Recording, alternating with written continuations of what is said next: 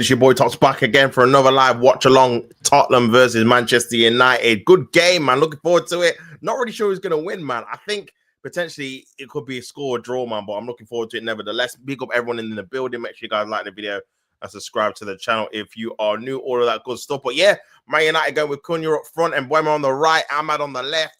Obviously Mazraoui and Dogu, Bruno Fernandes, Casemiro, the new keepers Lemens, Maguire, De Ligt, and Shaw is the back three. So yeah, they've actually been obviously in some decent form, unbeaten in 4. Spurs' home record is atrocious, only winning 1 in the Premier League against Burnley in the first day of the season.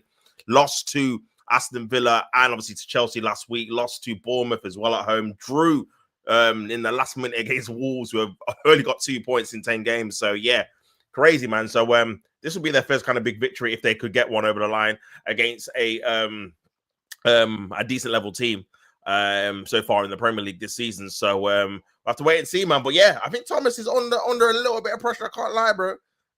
Some of the Spurs fans are not happy, man. Big up Anfield in the building, giving me the Spurs obviously lineup, Richarlison and Mawani up front. Obviously Cunha and then Buemo as well. Big up Chris in the building. So Tops is back. Big up yourself with the with the Rose, man. Big up yourself. Just messing. Hope you're well. Yeah, cool, man. All good, my bro. I hope you are well yourself, my guy. Good to see you in the chat. And obviously, big game for you guys tomorrow. Big game for us later on against Sunderland away, man. Why don't Man United play Bruno CM, Mazraoui CDM, and Ahmad on the wing, bro? The formation, man. They like playing 3 at the back, innit? So Ruben Amorim is determined to make that kind of formation work. So, but yeah, that would be decent to be fair. I feel like Bruno in the kind of 10 would probably be ideal, just for the simple fact that you don't have to rely on him being obviously disciplined in the midfield, and also he can be in the final part of the pitch where I think is the most dangerous, delivering assists and goals. Final action player for me, man. Yeah, not really a build-up player like that from midfield, in my opinion. So, but yeah, we'll see how he does in this game, man. Big game, man. Spurs have they're undefeated against Man United in 7 games. I didn't even actually realize, seeing that stat earlier, that they've Man United not beaten them since 2022, I think, or something like that. So, yeah, big game. Chris has 1-1. My prediction for this game: 2 scrub teams. Nah, yeah, you know what? They're both trying to obviously get back to a respectable level in the Premier League, obviously finishing 15th and 17th respectively last year, even though obviously they both made the Europa League final. Yeah, awful league campaign. So, yeah, man. Hopefully we just see some goals, man, to be honest with you. Because, again, I feel like Frank is under a little bit of pressure with his home record, only winning 1 home game. I think they've got one of the worst home records in the league, man, because all considering.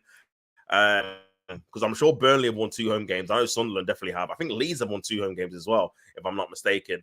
I think they beat Everton and they beat someone the other day, Leeds. So, yeah, man. I think it was West Ham they beat. So, yeah. Yeah, man. So we'll have to wait and see. Big up Chris says, I said we would have beat Real Madrid. Turn up when they feel like it. When it gets tough, they don't want to do it. Yeah, I mean, you know what? I feel like, again, I think I said, I can't remember if I said you guys to win. I think I might have said a draw, but I didn't think you guys would lose for sure. Just because, yeah, European nights at Anfield, they were a little bit different to obviously the Premier League and stuff. So, but even so, man, I feel like I don't know what you thought about Real Madrid. I thought Liverpool played very, very well, and they should have beat them about 3 or 4-0. If it wasn't for Courtois, you would have literally beat them about 3 or 4-0. But with Real Madrid, man, I feel like obviously they're doing very well in the league and they have played well this season. But I just think against certain level of opposition and certain tactics, they have no versatility. Like obviously with Mbappe, man, even though he's a fantastic player, like if it's not working on the floor, you can't go aerially, you can't look at, and especially with how the Premier League is going with obviously set pieces and stuff like that. I feel like they need another option. They need like a striker that's very good in the air, that's brings something a little bit different to Real Madrid, man. Because we had it a little bit obviously last year when we played them. We were just like defensively solid, and as soon as they start trying to put crosses into the box, bro, I mean Gabriel didn't even play. Saliba and Kivior just kind of gobbled it up. So yeah, but yeah, man. But yeah, I think Real Madrid, I think definitely need to maybe even sign another kind of attacker, man. That's a bit different to what they've got already. But yeah, good victory for Liverpool, and I'm interested to see how they work. Obviously tomorrow, man, against Manchester City, very, very good game. But yeah, this game's obviously kicked off. I'm gonna go for, I'm not sure. I've got Lemens is obviously made a mistake there. It's gone out for a cheap Tottenham Hotspur corner. I just lost concentration. And he has gone out for a corner there. Let's have a look at this again. The Ligt passes it in back. and he just goes underneath his foot there, not concentrating. And not a very good start for him, obviously, in this game. 55 seconds in, Tottenham got a corner already in the game. Can they make it obviously count? Again, Man United have had problems with corners with their other goalkeepers, Anana and Buendia. But yeah, we'll see. And obviously, Van der Ven scored a few headers at Everton. Here's Pedro Porro to take the corner. Let's have a look at this now. Very crowded area, though. And the referee is telling it to halt. Well, yeah. I said Madrid, who? Liverpool's best performance of the season, so dominant. Yeah, fantastic performance, man. Like I said, Real Madrid were lucky it was only 1-0, to be honest with you. Considering how many chances you guys missed. And obviously, Courtois made some very good saves as well, to be fair to him. So, but yeah, corner to Tottenham Hotspur in the first minute and a half now. Minute 45 seconds. Van der Ven is there. Remember, he's the danger man. Top scorer, 6 goals in all competitions for Tottenham Hotspur. Richarlison's decent in the air as well. Pedro Porro to take the corner. Corner comes in. It's a deep one. And it's too deep and it's gone out for a goal kick. So, yeah. Topside made a song, The Cry on the Bench. The Cry on the Bench. He's Alexander Arnold. He's the crier on the bench. Yeah, what's you guys' thoughts, obviously, on Alexander Arnold getting booed? Not really surprised to me, personally. Obviously, it's a little bit sad how it's ended out. But at the same time, again, everyone's entitled to their opinion, innit? Do you know what I'm saying? If you didn't like the way how he left the club, then you're entitled to obviously boo and whatnot. So, yeah, actually, he doesn't play for you guys anymore, innit? So, but yeah, it's just sad, obviously, how it's all ended up. But it's what it is, man. He made the decision. So, yeah, that's what comes with it. Did you hear that Vinny Jr. went missing? Turns out he was he's in the corner of Bradley's pocket. Yeah, Bradley had a very good game as well. Potentially, maybe man of the match, him or McAllister. He was very, very good in that game, man. So, yeah, I think potentially, yeah, it could be something that you can build on in terms of your performances for sure. Mbappe, Vinicius, and Bellingham, massive egos, says Chris. Yeah, man, I think, I can't remember who said it. I think it might have been Gary Neville who said, does it feel like that they don't like each other? And I feel like, not that they don't like each other, but it doesn't feel like they've got chemistry. I don't know what it is, man. They're all good players individually, but together, man, it doesn't feel like they kind of work with each other. They kind of just do like individual things on a cuff, like by themselves, but together, man, I don't know what it is, bro. I feel like it's not. I think they fitted better when Bellingham was up front and before they signed Mbappe. I feel like as a team, they kind of work to each other's strengths. Because again, Bellingham is good in the air. So it kind of evades that problem when you have with Mbappe up front, where if you kind of just keep him out on the floor, you can just encourage crosses because he's not going to do anything in the air, man. That's not one of his strengths, in it. He's obviously in behind, obviously dribbling and stuff like that. So yeah, where I think Bellingham, you get that kind of added dynamic of being able to go on the floor or in the air as well. And obviously he's a good box crusher too. So, but yeah, man, bit of a strange one. I used to think Vinny was good. Turns out Trent was defending him. That's crazy. Now, Vinny, I don't know what's happened to Vinny, bro. Since that Ballon d'Or thing, he's just fallen off a cliff. And obviously Mbappe coming in might have changed the dynamics of the team. We've seen it before when when Benzema had Ronaldo, Benzema's goal kind of contributions dipped. I think one season he got like 5 goals. And this is Benzema, who's an amazing striker. As soon as Ronaldo left, obviously, I think he won the Ballon d'Or, didn't he? And obviously he was scoring bare goals in it or whatever, 30 goals, 35 goals and whatnot. Real Madrid obviously carried on winning Champions League. So I think it does depend, man. Sometimes, even though Mbappe's getting all these goals, I think 18, some other players definitely suffer for sure. So yeah, man. But yeah, that's a great ball into the back of Manchester United's defense, but it's just a bit too heavy for Richarlison. Real Madrid fans said we wouldn't see Mbappe or Vinny come in. Then they're right. They didn't show up. Or wait, Vinny showed up. He was in Bradley's pockets and also crying for a pen. Versus a flop, he created the same amount of chances as Real Madrid players. Also sent Gula for a swimmer lesson on the match. Is in Buemo, and it's gone out for the offside flag. Yeah, I mean, I thought Verts had a decent game to be fair. Should have got an assist for the Szoboszlai chance he created, man. That definitely should. He definitely should have put that away, Szoboszlai. And yeah, I feel like potentially on the wing, man, that might be his new position for the time being. Until he gets, and I think it's very interesting because I compared him to Santi Cazorla in terms of not really wanting or lacking a lot of physicality, trying to get used to the league. And it's ironic that you put him on the wing because when we signed Santi, we actually put him on the wing, even though he was a 10. We actually put him right wing, I think, right wing or left wing for like the first season, just because we wanted him to avoid the physicality in the middle of obviously midfield. He scored a few goals. I think he scored like 12 goals or something, which was pretty decent for his debut season. Got a hat-trick against Reading, I remember.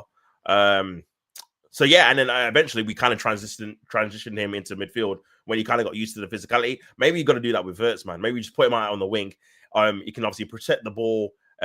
He'll get a few more spaces in behind, even though it's obviously not the quickest. But in terms of having space to kind of hurt teams, I think it might actually suit him being out there, man. And it's a less of a physicality expectation because, again, you're just out in space, really. Here's Xavi Simons, good dribble there, Xavi Simons, and he just slips, man. But Tottenham still got the ball, and they just lost it again. Tottenham have definitely started the better. That could have been a free kick, not given. But here's Bruno Fernandes. There's a lot of space here. And Mbuemo's there. Ahmad's on the right as well. A lot of space for Manchester United. Here's Cunha. And Bruno still got the ball again. Here's Bruno in behind Spurs. Trying to find Mbuemo. This could be a chance for Man United. Cuts it back. Oh, there's no striker there. That was fantastic. Oh, it was offside anyway. But very good play there by Manchester United. And it was a very good chance there, man. And this is kind of the risk you take with Spurs going forward. A lot of gaps, man. Too many gaps, really, to be honest with you. He is offside. I think he is offside. Yeah, he's offside. But he should have held his run, man, to be honest with you. But yeah. Big up Chris says we should stick with the same lineup versus Real Madrid for City tomorrow. We saw the best of Verts that game that we had 3-man midfield behind him. I did tell people, imagine my shock. Yes, I get you, bro. I get you, man. Yeah, I think you've got to stick with the same team, man, for sure. You know what I'm saying? Liverpool best midfield in the world. Maka, Szoboszlai, Jones, Endo, Verts, Elliott. Yeah, just wow. We were all watching this game on our illegal devices, and I'll be watching this till darts is on a 1 for this. Oh, this could be a chance. Oh, Brendan Johnson just ran out of play. I said F this game. That's funny. Kirk has in for Robbo. Then Robbo has played 3 times in 1 week. Yeah, true. Good point. Good point. It might feel a little bit fatigued just because of his age and stuff. Only people scared of Madrid are La Liga refs with the broken rose. But yeah, man. But yeah, I think yeah, if you guys can get a victory against Man City, and Man City are beatable, especially obviously Tottenham beat them at the Etihad this season already. So you just need the game plan, and obviously need to work it out. Sorry. But yeah, obviously the only thing I'd say, obviously with Manchester City at the minute, Haaland's just in mad form, man. Like one chance, he's just gonna probably score it. So you're probably gonna have to score 2, if I'm being honest, which you definitely can do as well. And obviously you beat them there last season 2-0. Obviously a bit of a different City side with obviously Shirky playing very well. Foden got a couple of good goals in midweek as well. So but yeah, it should be an interesting game, and hopefully Arsenal do their job, win, and then I can kick back and just watch it and not really care who wins, to be fair. Because obviously one of the teams are going to drop points. So but I'm hoping for a draw, really, to be honest with you. But yeah, we'll see. But yeah, Man United just keeping possession. 8 minutes gone. Tottenham, I think, have started the better of the team, but Man United had they've looked dangerous on the transition when Tottenham have lost the ball. Pardon me. His De Ligt trying to play it into Ahmad. That's a free kick to Manchester United. So yeah, man said Jaka Hattie and a red card penalty loaded. I think he might score. You know, I think we're going to concede. I think we're not conceding in a while. I think we're going to concede, man. And I think he might score. Yeah, just one of those ones where players just score against their former teams. You've seen it already this season a few times. So yeah, I don't know what it is about it, but obviously Eze against Crystal Palace. You know what I'm saying? Welbeck scored it at Man United. Like it's just one of those things. It's like players getting extra kind of not confidence, but have like a point to prove against their former team that maybe I've let them go or they've moved on from. That they're still a good player, so they just end up doing something good against them, innit? Well, yeah. Well, here's Tottenham with possession. Here's Jed Spence playing left back. At this moment in time, Van der Ven. Interesting to see them not go with Sesko in this game. Obviously, they're probably looking to see Cunha's work rate off the ball, maybe, and obviously his dribbling power. They probably conceded they're gonna not have probably that much possession in this game or as much as normal. So they want kind of maybe powerful dribblers in space for like a transitional threat, I would say. Here's Sarr. Simmons wants the ball on the right hand side. Here's Pedro Porro, 1-2 there, and Simmons back to Pedro Porro. So that looked like it was handball. The referee's not giving it. But yeah, I said Trent didn't prove S. Yeah, obviously, yeah, Trent didn't really do anything. But again, I don't know. It was a weird one, man. Him on the bench coming off for 10 minutes. I guessing he's not fully fit, or if he was fit, you would probably start him. So, yeah, man. Um, but yeah, not a great comeback for him for sure. Um, not a great comeback for sure.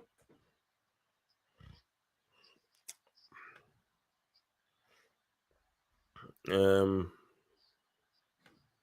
but yeah, um, possession here for Tottenham Hotspur. That like, he wanted a free kick there. The referee stopped the game with a head injury. Mawani's down after clashing with Maguire. 11 minutes in. Um, let's have a look at this again. Maguire I think he runs into him basically. He's fine. But yeah, like I said, Man United obviously lost all 4 games. Kudus is injured, and he's in my fantasy football team that I've not checked for about a month. So is what it is. So yeah, no, no, no Madison Kulizeski, Solanke as well.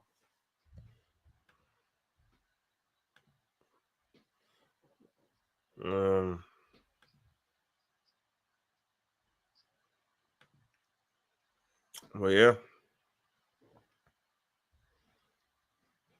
Man United just losing the ball there.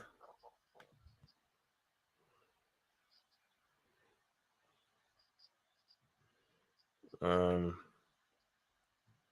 You should want us to beat City as City will lose momentum. They got a lot. Yeah, but then you've got a lot of momentum. You would have won 3 games in a row, bro. And you would have beaten Real Madrid and Man City back to back in the space of what 3-4 days. So draw's the best result for us, man. Both teams dropping points would be ideal. But yeah, if I had to pick one to win, I'll probably still say Man City to win, bro. To be honest with you, I still think Liverpool, man. Remember, no Isak yet. Once he gets back, if I think you've kind of worked out or starting to work out the balance you need to be very secure. I think what was key, not only like the victories that you've had, but the fact you've kept 2 clean sheets as well. No, obviously they're both at home, but I think that was what was needed for you to guys to be back to where you want to be in terms of being secure. Because again, you're leaking a lot of goals even in the victories you're having. So yeah, I think when you get that balance right, and if you do get the balance right, I think you'll score goals because you got too many good attackers, man. Gakpo, Salah, Isak, Ekitike, man. So, but I feel like Man City are dependent on Haaland, bro. If Haaland doesn't bag, it's looking very long. Or if he gets injured, it's looking long. So, yeah, man. But we'll see what happens, man. Obviously, I can't really dictate what happens, really. I can only just watch. And media went on about Trent for a whole 3 hours. They got what they wanted. Yeah. I mean, I remember you were saying, bro, obviously I was watching the Arsenal game at the time. You were saying the narrative on I was Amazon or whatever. They were just talking about it. That's kind of the main storyline in it. To be honest with you, to sell the game. So, and by the way, who are these Spurs players? Looks like Ward, Prowse, and Saka. Yeah, the AI went AI in. Yeah, you get me. It's supposed to be Van der Ben and Kudus, but yeah, it didn't work out. Hear me out. If Welbeck keeps his form, he should be in England's number. Yeah, I think he should have been in the World Cup squad now, man. You look at someone like Jared Bowen.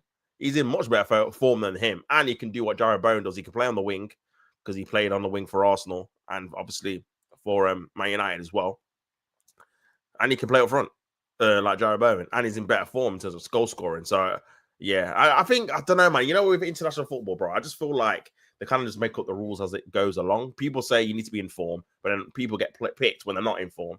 People say you need to play, and then players get picked when they're not playing, or they've just come back from injury. They just go straight in the team. It's like, bro, like obviously the thing with Lewis Skelly as well, like him not getting enough game time. But it's like, well, in terms of left back, he's probably the only left back that inverts, who's an actual midfielder by trade, can invert. Obviously, he's already scored for England. Like again, just having him in the squad, I don't understand why you wouldn't just do that in, even if he's not starting. But yeah, man, crazy, really. And yeah, Welbeck definitely should have been in there for me. Ball into the area, headed on. Because again, if you're in form, bro, you should be able to get picked you know what I'm saying? So, but he's gone with obviously Rashford, Harry Kane, Saka. Who else is in there? I think Eze. Um, yeah, man. It's one of those ones. Just gone wide there by Richarlison. Must have Kane for Ballon d'Or.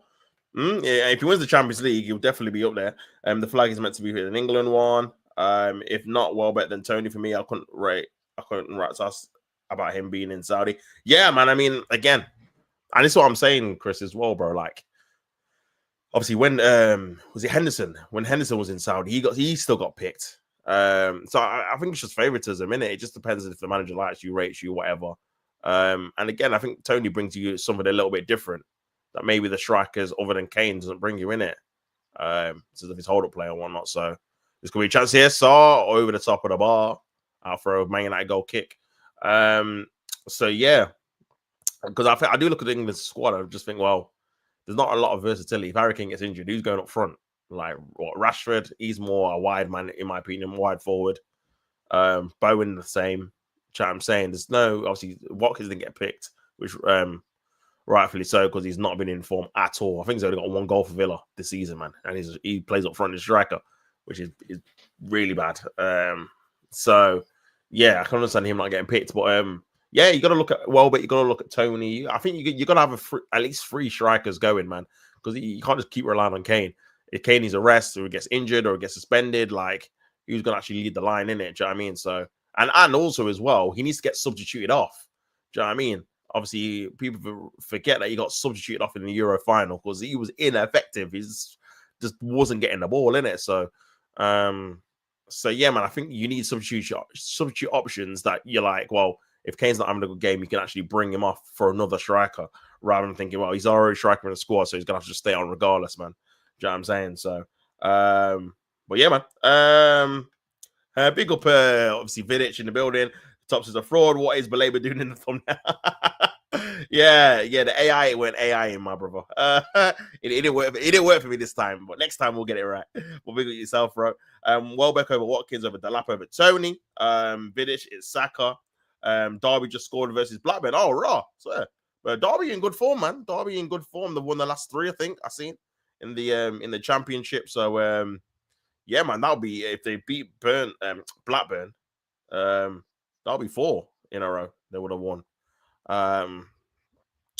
Which again, man, the thing is with the championship, yeah, all you need is a good run of form. Carlton Morris again. What signing that's been, man. He's got 6 goals in 4 games. Got a hat trick against Sheffield United. Scored in the week, I think, as well against Hull. So yeah, man, he's bro. These you see these guys, man. Your Charlton, your Carlton Morrises, Charlie Austins. These kind of bagsmen in the championship. They're essential, man. Especially if you want to get promoted. You need one in your team. That's just gonna get you goals, innit? Do you know what I'm saying? So so yeah, but yeah, if Derby were to win, they'd be 8th, level on points with the teams in the playoffs, man. So and they were in the bottom 3 like 3 or 4 games ago. So yeah, that would be mad. But yeah, obviously it's still 0-0 in this game. It's not really the best games, if I'm being honest, man. 19 minutes gone. Van der Ven going and driving from obviously defense, scored that wicked goal in midweek. Big up Chris says Middlesbrough have removed Rob Edwards from the touchline for the Borough game tomorrow. Yeah, he's nailed on for the Wolves job now. Even though not good enough for the Premier League job, just joined Middlesbrough in the summer. Yeah, I know, man. I feel like they're just trying to get someone that maybe is doing okay in the Championship. Again, Middlesbrough are obviously in the top 4 at a minute. But yeah. But then at the same time, people might say they're just kind of gearing themselves up for a Championship level team because you get the Championship level manager. So, but again, it's one of those ones. We'll have to see how he does. But he's under severe pressure to win games quickly because Wolves have got 2 points, man. It's crazy. These clubs are ass. I'm watching the Championship. Wolves need to announce it soon. They play at 3 now. They play at 8 against Chelsea. But yeah, man. The systems, yeah, they'll officially announce it, and then they'll probably start a refresh after the last international break this year. Thank God, man. And there's not going to be another international break until March. So, so yeah, It'll be just full steams ahead with the football. Assistants will be in charge. Give it to Eric, Eric Ten Hag, the GOAT. He was linked with the job. Obviously, Gary O'Neill as well, linked to going back. He obviously opted not to. So yeah, I didn't realize the Coventry lost. That must have been in midweek, bro. I'm just looking at the championship table, innit? But yeah. Oh, this could be a chance here for Man United. Oh, good defending. Good defending, man. Cunha was in behind there, and it's great defending by Sarr out for a corner. Handball there. Oh, lucky that was outside the box there, man. Just took a big deflection there. If that's in the box, then definitely check it. But yeah, corner for Man United. But yeah, Coventry lost to Sheffield United, who are bro. This is what I mean about the Championship, man. It's just bizarre, bizarre, bro. They lost to Sheffield United, who won 3 games out of 14. They lost 1-0. But they're still top with a game in hand as well. And obviously Preston a second at the minute. Corner by Manchester United, ball comes in. They want handball there again. The referee saying no. I don't know if they're going to check it VAR. Possibly. I'm glazing Ten Hag. Sheffield United won. Colin must be happy. That's crazy. That's nasty work, man. That's nasty work. But yeah, Casemiro into Cunha, into Maguire. Maguire playing hold up striker. His doggy ball into the area, cleared away by Romero. Has that gone out for another corner? I think. And Man United having the first bit of momentum in the game. 22 minutes in, ball comes in. This is the potential handball there. Ball corner comes in, and he's kicked it onto his hand. I think. Yeah, that's not a penalty. He's kicked it onto his hand, even though where the ball was going. But no, it's a throw in, and it's a long throw in by Doku, and gonna throw it into the box. So Harry Maguire is up there, obviously good in the air as well. Casemiro good in the air, so is De Ligt, and it's a poor long throw, really headed away easily by Pedro Porro. So yeah, I thought I'm a Celebrity supposed to be celebrities. Then you see Angry Ginger and Alex Scott in it. Wait, for real? Oh my god, Angry Ginger, no way. Yeah, Angry Ginger's in it, and yeah, Alex Scott's in it. I think H is in it as well. The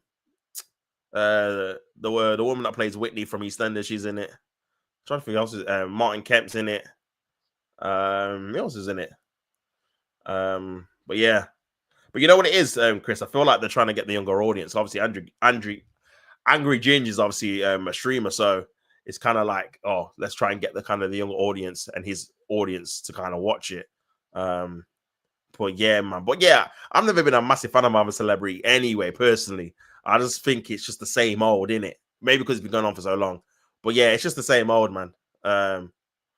Same old trials, same. You know what I'm saying? The format's just a bit dead, man, to be honest with you. It's just a bit stale for me, personally.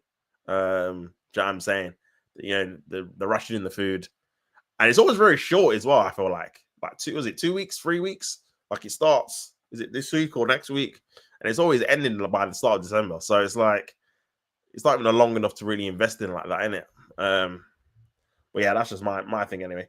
Man said about B-Tech, John Travolta, Tommy Fury going in it. With a broken rose. Well, yeah, man. But yeah, Tottenham 0, Man United 0. 24 minutes gone. Nothing exciting happening in the game personally so far.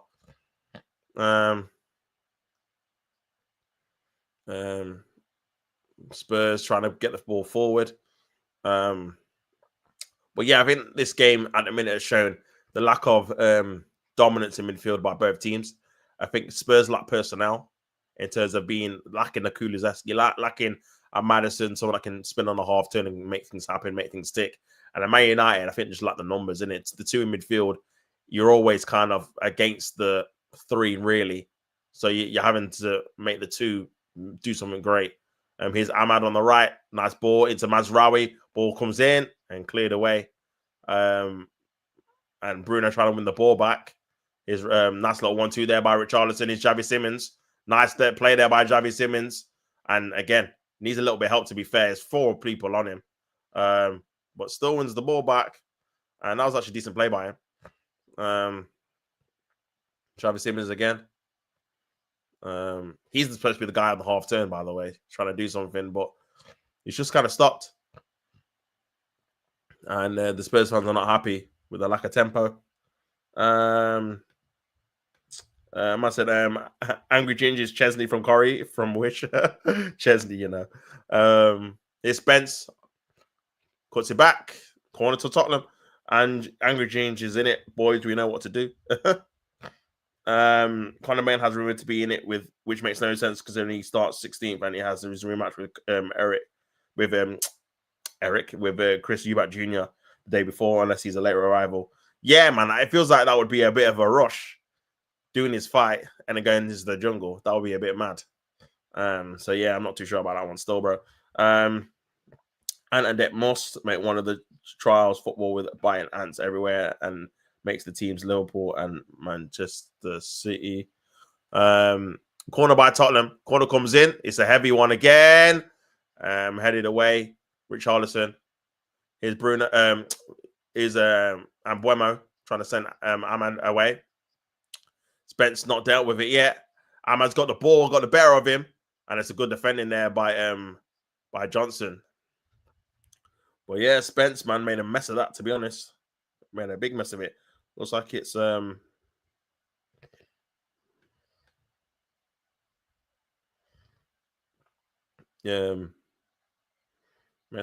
of it there.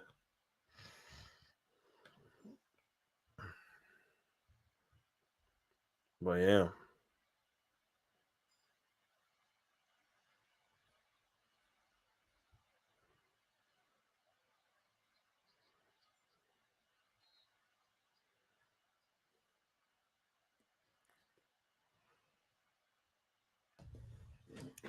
Oh, Delete wants a penalty there. It's telling him to continue. He's not very happy, man. He's not very happy. Yellow card there. Conor Ben knows his career already finished, taking the money and then appearing on the jungle. Do you think I mean, I'm not even, you know what, with that fight as well, I'm not even too gassed about it, man. The first one I was looking forward to, but this one, it just feels unnecessary. I know, obviously, again, he was in the contract, whoever lost was entitled to a rematch. I suppose if Eubank lost, he would have definitely wanted to have a rematch as well. But I don't know, man. The excitement for it is just like, whatever. I think the perfect, obviously, with Eubank's dad coming into it was just like the perfect kind of storyline, like WWE in it. But yeah, man, corner comes in, headed away by Pedro Porro. But yeah, I'm just not really as excited. In terms of who's going to win, I'm not too sure, to be honest with you, man. I'm not really even kept up with it, to be honest with you, man. But yeah, Casemiro's keeping possession. And yeah. Ball over the top.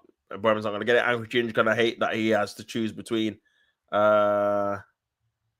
two rivals. Might be watchable, or Ginger's going to say is what's the 40 scores. Mason Mountain Drew. Mason. Man, Mountain Drew is crazy. That is crazy, bro. It's funny though, man. I guess you're on about the thumbnail, innit? Well, yeah, man. Still 0-0, man. Not the best of games, I'll be real. No real chances as of yet. No keepers made any saves. It's kind of been a tussle between, obviously, possession.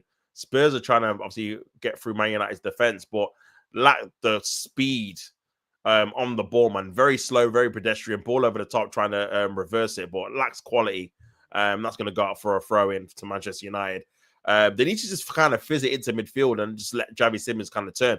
I think they might be a bit cautious of Javi Simmons losing the ball in transition because he's got lack of strength, and then they're going to be obviously on the back foot. So I think they're being a bit more safe. Manchester United at the minute not really creating anything. I think again with that kind of formation, it's very difficult for Man U to have sustained amount of pressure and attacks because they haven't got the midfield kind of domination because there's only two. So it really means you have to really have really good like fullbacks, like wingbacks, wingbacks like wingers basically. I know Ahmad basically is as well, and I think you kind of just need to feed them in pretty frequently. Can't even say it frequently, which I'm not doing that in a minute. But is a chance. Is the Casemiro to Ahmad? But to be fair to Spurs, they're getting into a position quite well, and I think one thing you would say about Spurs defensively, they definitely have improved from last season. It's just going forward, man. They've been a bit slack, but yeah, that's a nice player. Here's Bruno Fernandes. Bruno on the left hand side. This could be opportunity. Here's Cunha on the left. He's got people in the middle. Cunha puts a good ball in. Cleared away there by Spurs. Is that handball? No. Man United still got the ball. Ball in the area. Is Mbuemo Dorgu headed away? It's a bit of a mess, man.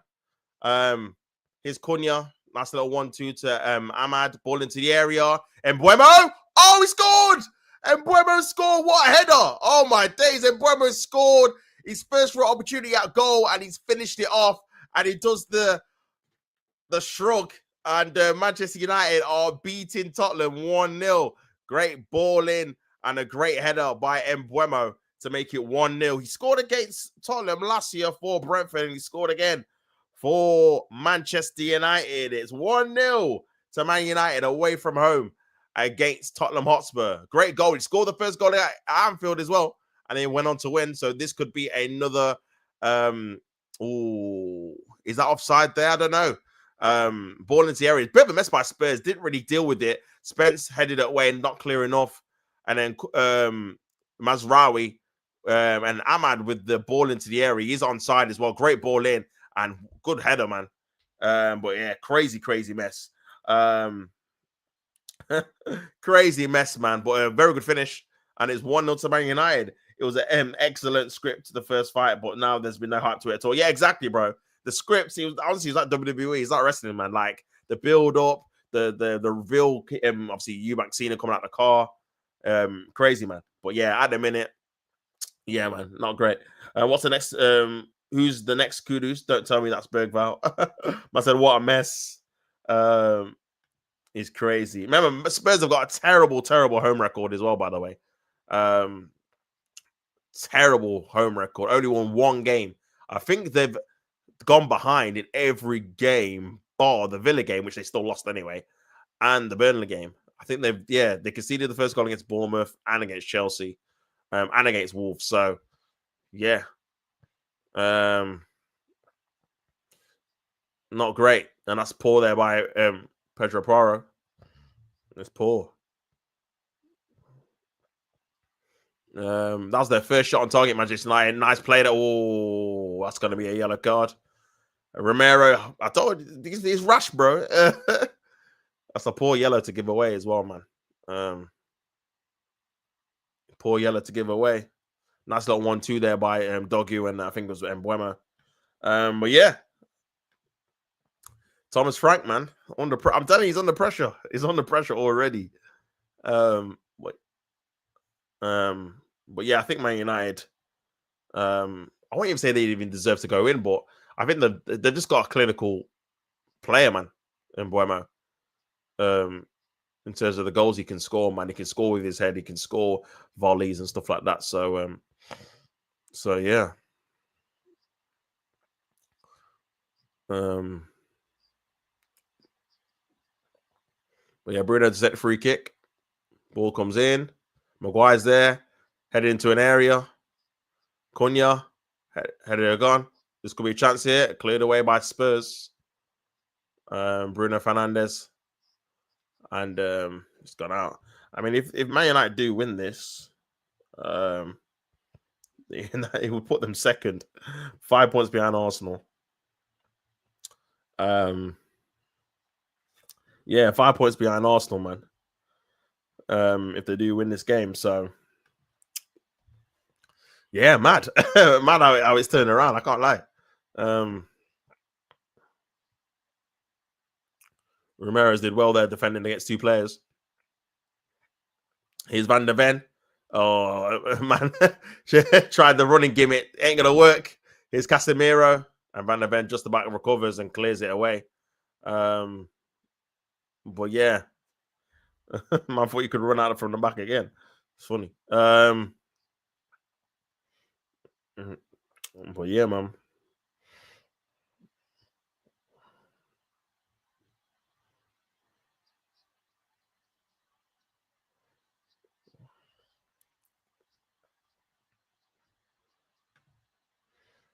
I said Mbama is the Ballon d'Or in Ballon d'Or convos, my player. He's in good form, man. He's in good form. Like I said, if Man United win this, they would go second for the time being before Sunderland play Bournemouth as well. When they play tomorrow, though. Chelsea play obviously later on as well. But yeah.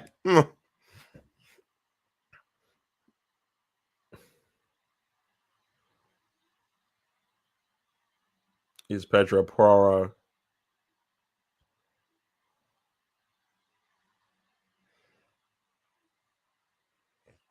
With a long throw. No, gone short, Pedro Porro.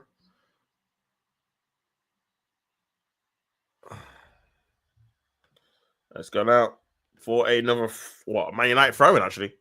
36 minutes gone. 1-0 to Manchester United. Good header there by Mbeumo.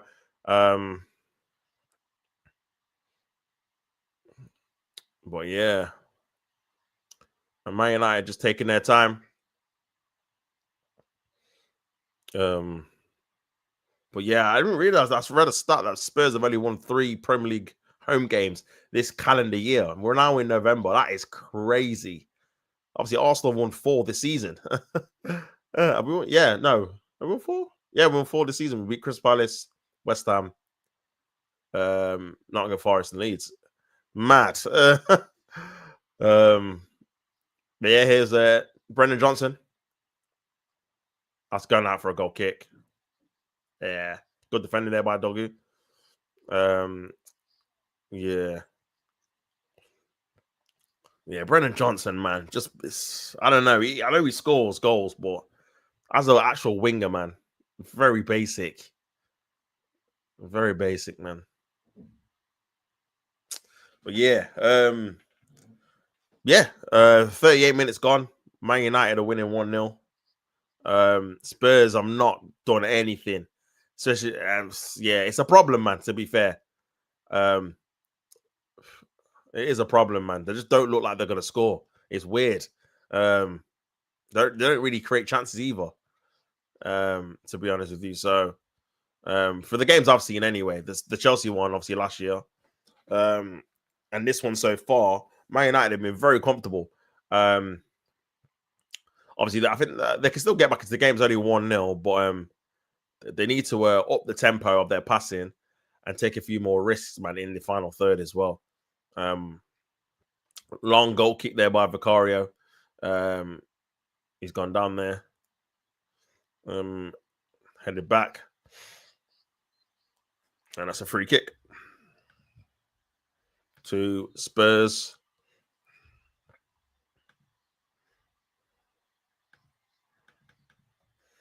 But yeah. They've not got. They need a deep line playmaker, man. A deep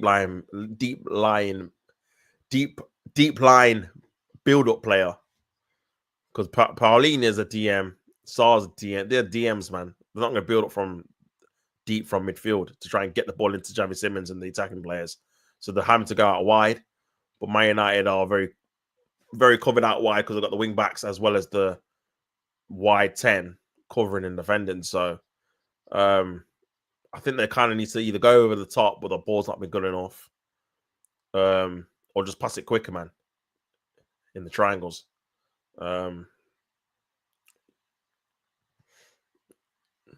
Here is Brennan Johnson. See, they're on him, man. Paulina, that's the ball. That's a nice little ball. Oh, I had to go the other way, man. Here's Spence. See, and good defending there by Delit, man. But you see, the initial bits were decent, man. When they pass it a little bit quicker, they nearly created a chance there. But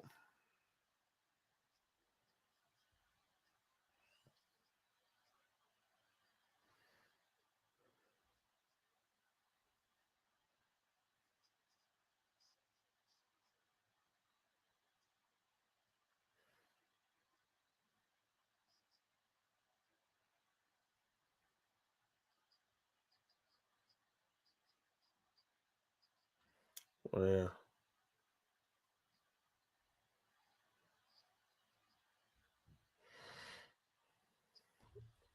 Oh, no, that's not a free kick.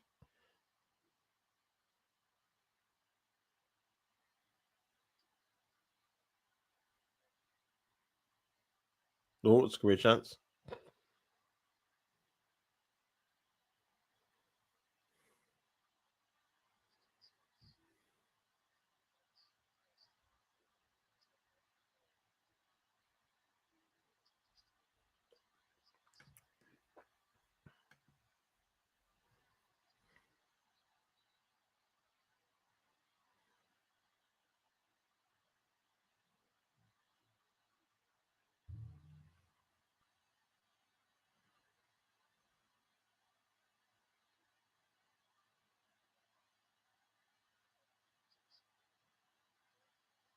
This could be a chance here. Here's Javi Simmons.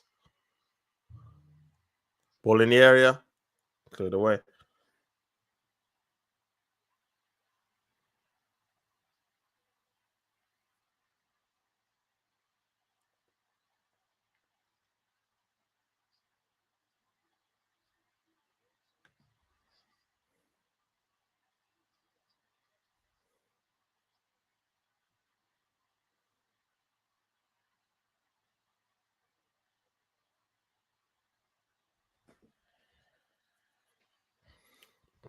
Just looking at the Embuemo goal again, man. Great header into the back of the net. Macario can just only look at it, doesn't even dive.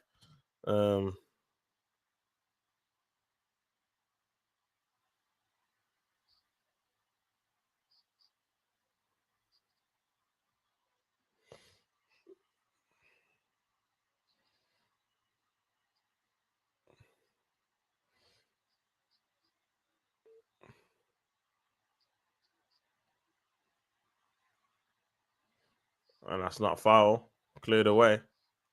Is Ahmad.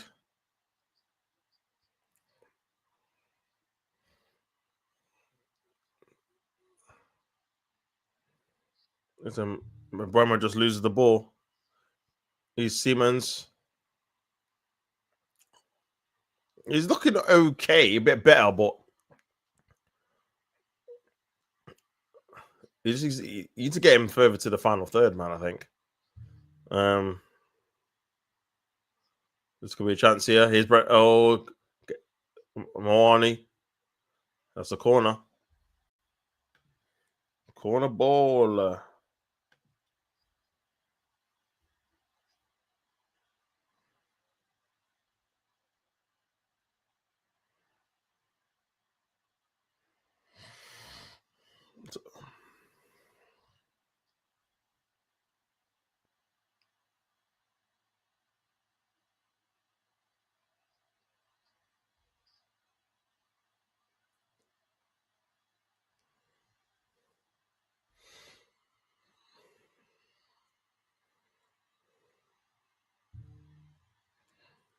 Corner to Spurs. A minute to go to half time.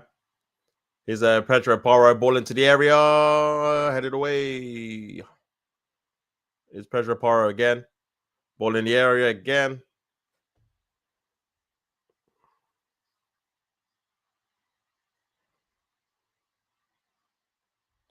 Crazy. Crazy, crazy, crazy.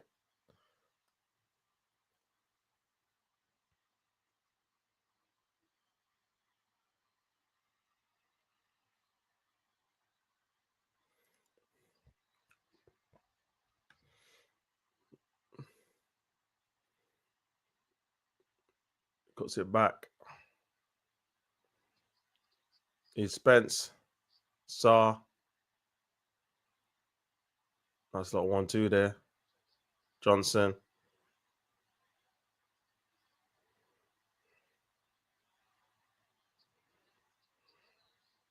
Oh, it's bad there by Romero. This could be a chance here for Man United. Is Ahmad. And very well defended well there by Richarlison, who wins the ball back. Is Romero midfield. Ball over the top. Trying to find Cunha. Van de Ven's going to cover it. And defends very well there.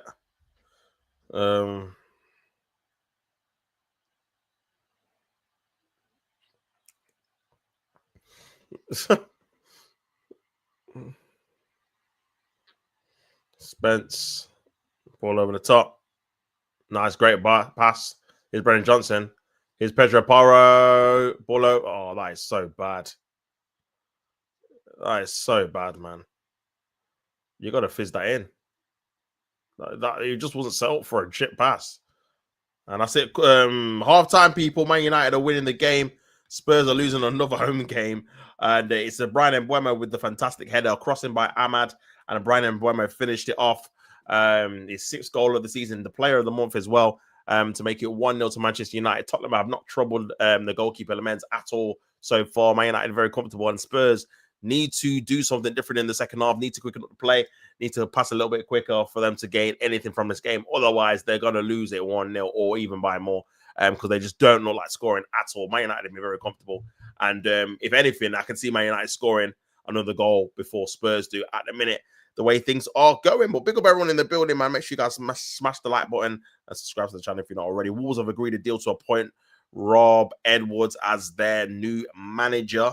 Obviously, that's all going to be finalized in time for the game after the international break.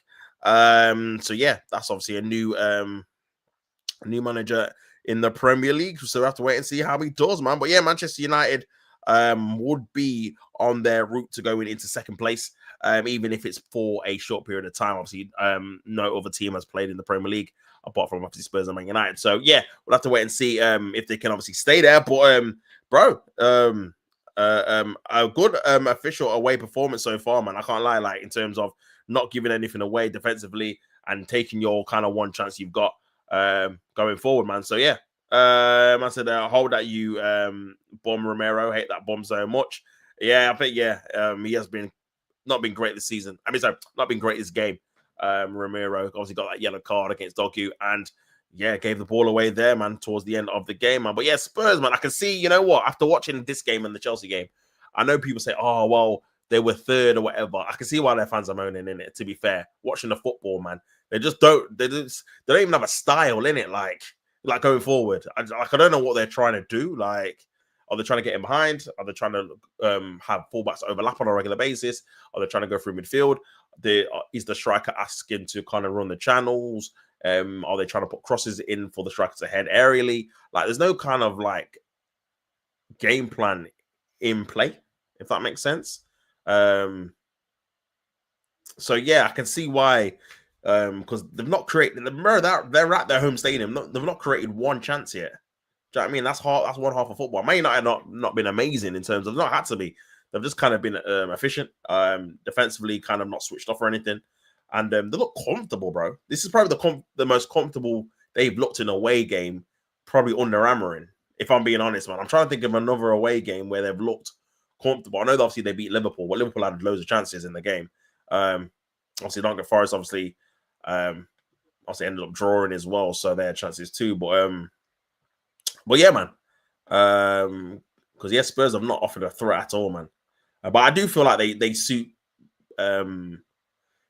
playing away anyway. I think Spurs, how they're set up, how the manager is, I think they suit playing away from home rather than at home. Derby are 2-0 up against Blackburn. So it looks like they're going to go on to win their 5th game in a row in the Championship to put them up to 8th. I said we might be top 4 this week, Man United. Man City get Liverpool, and if we win today, that means Spurs lose. We're coming back in the big European nights. Obviously, as well, Vidic, it's looking like England are going to get that 5th spot, man. The coefficient I seen a couple of days ago, England are top with 100. And I'm sure like the minimum to get it, because obviously they give away 2, don't they? Spots. I think if you get like 120 or something, then you're guaranteed it or something like that. I'm sure it's like 120, 130 or something, like coefficient points. So they've already got 100. I think the next one is Italy. They've got like 80 something, 81 or something like that. So yeah, it's looking very unlikely, highly likely that England they're going to get 5 spots again. Do you know what I mean? Especially with obviously them having 6 teams in it this season means there's more chances for them to get points if they win the games. Newcastle have had a good start. Liverpool obviously won as well. Obviously Arsenal won every game. Manchester City have won every game bar 1. So yeah, the teams in there, and obviously Spurs won as well. So yeah, the teams in there are actually doing their bit for them to get another spot again. So it could be top 5, man. It could be top 5. Do you know what I'm saying? He says Spurs are so gash. Nah, at home, they're not great, man. I'll be real. They're not great, bro. Like, they just don't have any kind of attacking threat. There's no kind of style or kind of player where you're looking at, especially with no Kudus as well. It's looking very bland, man. Very bland at all. But yeah, it'd be interesting to see what they do at half time. In terms of players they can bring on, there's not even a plethora of players, you would say. Yeah, there's not even a plethora of players. Yeah,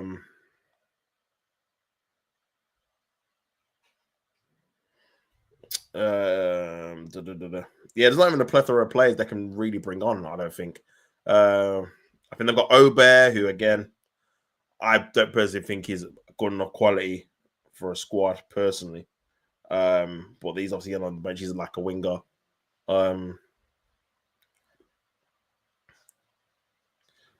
Tail, he's flats to deceive.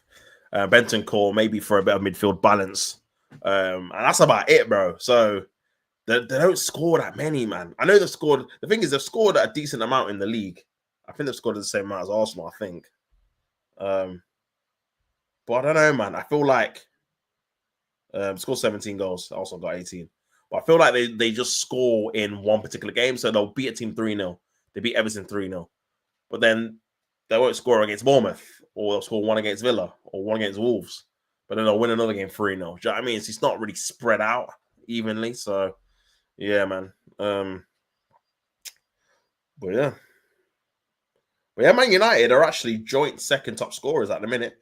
They've got 18 goals, the same as Arsenal, the same as Liverpool, the same as Chelsea. So they're scoring. Obviously, it's just the goal difference. They've conceded 16, which again is the worst in the top.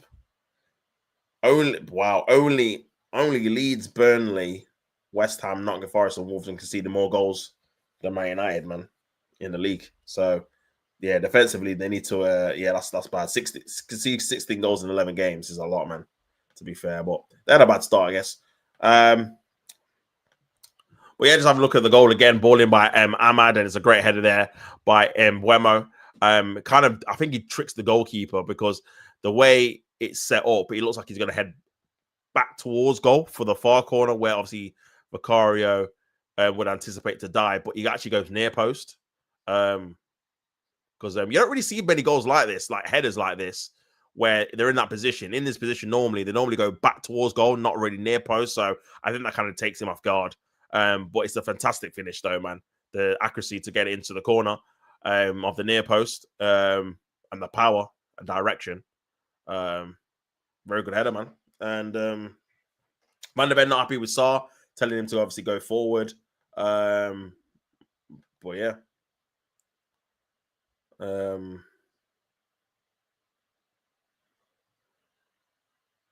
But yeah, Spurs, just having a look at the look. Just having a look at the statistics. Obviously, Spurs have got Arsenal next after the international break. But 54% possession for Tottenham, 45 for Manchester United, 0.07 XG for Spurs. So it's already a little bit better than their Chelsea one, which was 0.05. But yeah, still poor. Man United 0.29. 3 shots for Tottenham, none on target. 3 shots for Man United, 1 on target, which was the goal. So pretty even in terms of that respect, but touches in the opposition box, 3 in the entire half for Tottenham, man, at home. And Man United got 11. Aerial duels, Spurs 6, aerial duels 1, Man United 11. So obviously in the air, they're dominating. Fouls committed 4 for Spurs, 2 for Manchester United. Corners 3 for Spurs, 2 for Manchester United. In-depth match statistics. Like I said, distribution. So total passes, Man United about 194, Spurs 228. Pass accuracy 83.8 for Spurs, 79.4 for Manchester United. And yeah, so I think it's definitely been more even But I think Man United they just look more threatening in my opinion, man, going forward in it. I'd say personally. So I think that's going to be very key going into the second half of the game. So we shall see, man. We shall see. We shall see. But like I said, let me have a look at the other games, man. Da, da, da, da, da.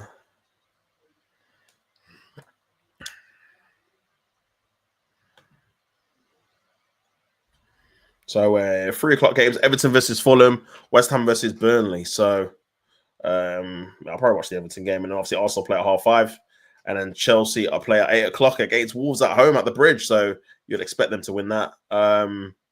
Obviously in the Championship, Blackburn are losing 2-0 at home to Derby County. Hull and Portsmouth are drawing 2-2 at half time. Millwall and Preston are drawing 1-1 at half time as well. Some of their 3 o'clock games: Middlesbrough versus Birmingham, Norwich versus Leicester. So yeah. A few ones to look out for sure. But yeah, tomorrow's seems to be where most of the games are at. Tomorrow, Aston Villa versus Bournemouth, Brentford versus Newcastle. Good games, man. Crystal Palace versus Brighton, another good game. Nottingham Forest versus Leeds, interesting. They're at 2 o'clock, and then the 4:30 game is obviously Manchester City versus Liverpool, and the last game for the international break. So yeah. So yeah, man.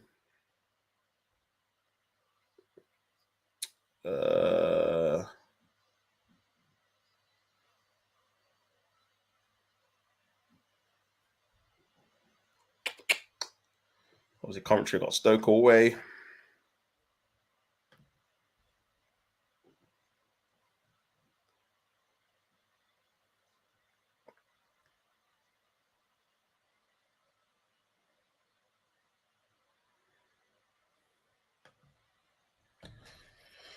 Well, yeah. Let me have a look at it, see who Man United have got.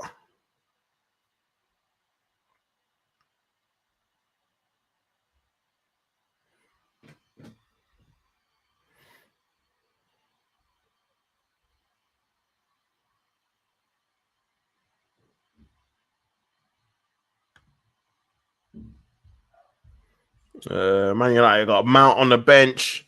Zerski, Sesko as well to bring on too. So Man United have even got more attacking options, man, to be honest with you. So yeah, it's looking sticky, man. It is looking sticky for Tottenham to get back into the game, but still only 1-0 and they're at home. So you would expect a little bit of a fight in the second half. But yeah, this would be a great victory for Man United for sure.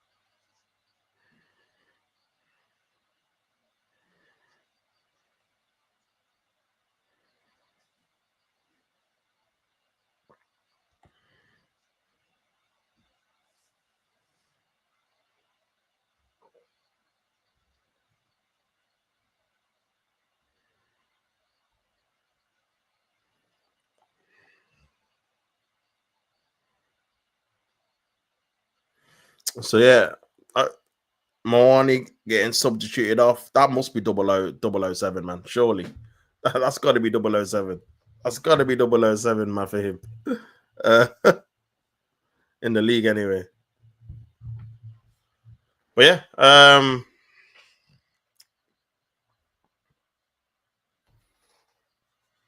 Odebear coming on for Carlo Amani. And yeah, I think Man United are going to win it now, man. And also the draw at the start, but Spurs, bro, going forward. If we don't beat them at the Emirates, man, I'm expecting to beat them, man, to be honest with you. Especially with our defense as well. They just don't look like they're going to score, bro. I'll be real. The only thing I'll say is that maybe they suit teams that are going to dominate the ball. And Man United are kind of conceded possession, like I said, with them playing Cunha, man, because they just knew with Sesko, they're not going to get the ball to him like that on a regular basis. They're going to more play in transition. And I think when you get Spurs the ball, similar to like under Ange, man, against like a decent defense, they struggled a lot. I just realized as well, Man United played at the other end. Normally they play at this end, the second half, don't they? But yeah.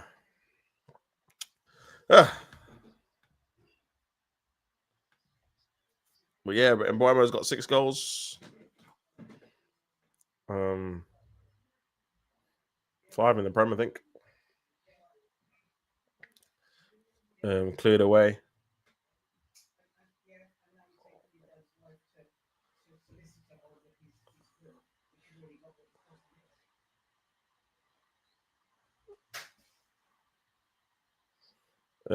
Shaw.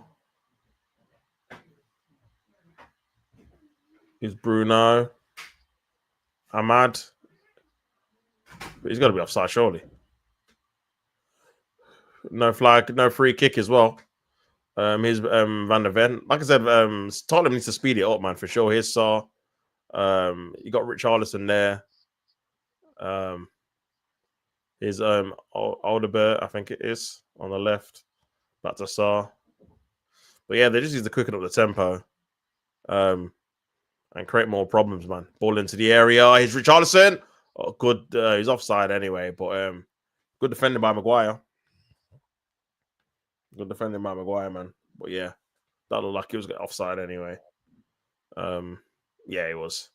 But yeah, he actually didn't need to be offside there either. You could have just drifted back a little bit. So yeah, that was poor from him, really. Well,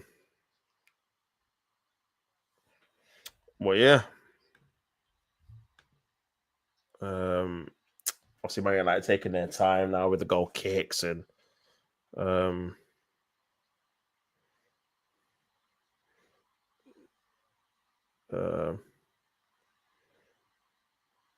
cleared away.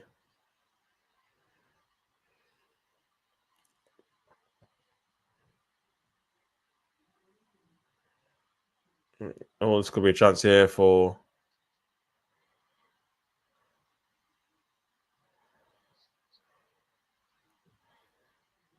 So 1-2. Nice play there. This could be a chance here. Great pass there by Bruno Fernandes. Cuts it back. Here's Cunha. Cuts it back.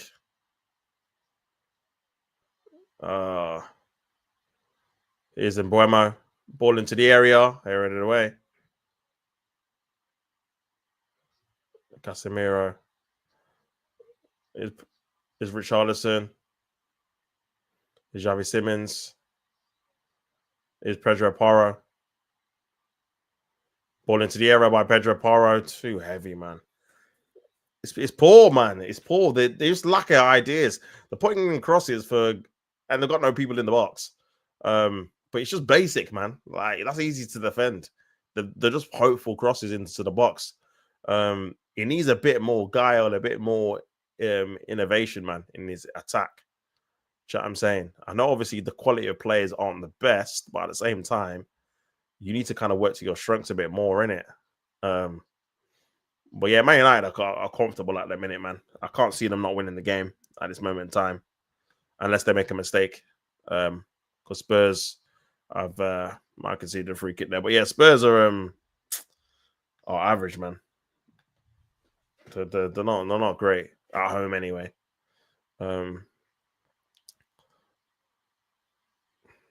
But yeah.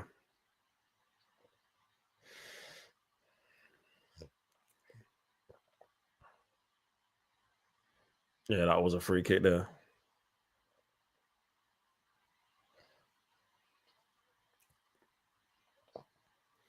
But yeah.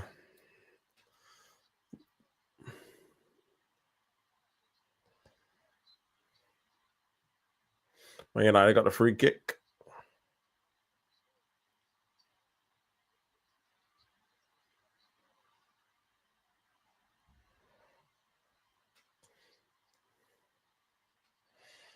But yeah, I think Casemiro's obviously played quite well again in terms of ushering and shepherding that kind of midfield four with the wing backs so far. Good header there by Delit. Here's Saar.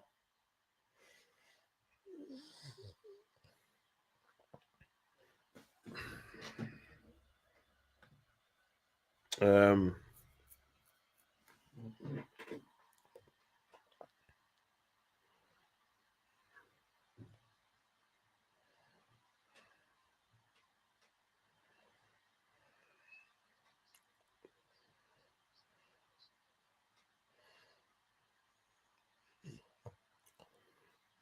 100 shots, fewest so far this season, man. Only Burnley. This is what I'm saying, bro. That's poor, bro. Only Burnley have had fewer shots than Spurs this so far this season. They've had 100. Burnley have had 74. So I mean, they don't create that much chances, bro. I'll be honest. Um, that's a bit heavy there by Spence. This could be a chance here. Xavi Simmons. Oh, I had to flick it around the corner there to Brennan Johnson. Here's Saar. Ball in the area. Cleared away by Man United. And this could be a chance in transition. It's Cunha. Saar trying to get past him. But here's Cunha still got the ball. Wants a free kick. No, got it unlucky there. 3 players were on him. Still want the 50-50 there. Telling him to get up. Here's Mbuemo, Casemiro. Nice little 1-2 there. Casemiro just gets there before Richarlison. Here's Bruno Fernandes. They want a free kick. Still got the ball. Here's Ahmad into Mazraoui. Back to Ahmad on his left foot. Paul there by Ahmad. And this could be a chance here in transition. Is Xavi Simmons trying to play a ball over the top, man. No invention, bro. And there's just 2 people up there. Lemens with a goal, well, with a kick. And Spurs have got the ball back again. They've got the ball back, but brother, they need to do more, man. They need to do more. They do need to do more, man. Is Saar, Spence. There's just a massive disconnect between the front 3 and the rest of the team, man. It doesn't look like they play together either at this moment in time. Do you know what I'm saying? A lot of possession here in this kind of back 4, but it's very slow pedestrian. Remember, they're losing the game, man. They need to speed this up a bit. Do you know what I'm saying? This is obviously from a neutral point of view. Obviously, I'm not even fussy with, to be honest with you, man. But yeah, Romero, Johnson, ball into the area. This could be a chance here. Paulinho is a older bear. Got for another throw or a corner. I'm not even sure.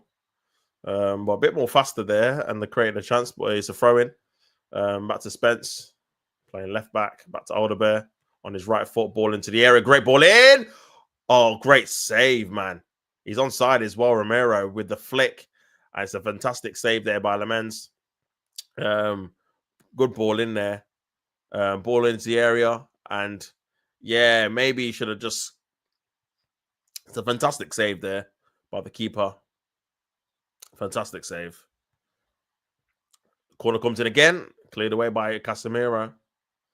And it seems this is going to be how they try and get back into the game. This diagonal ball, right to left, or left to right, sorry.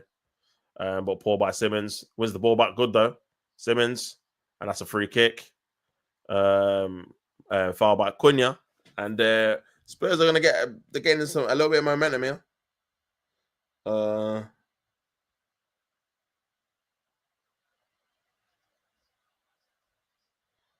Um,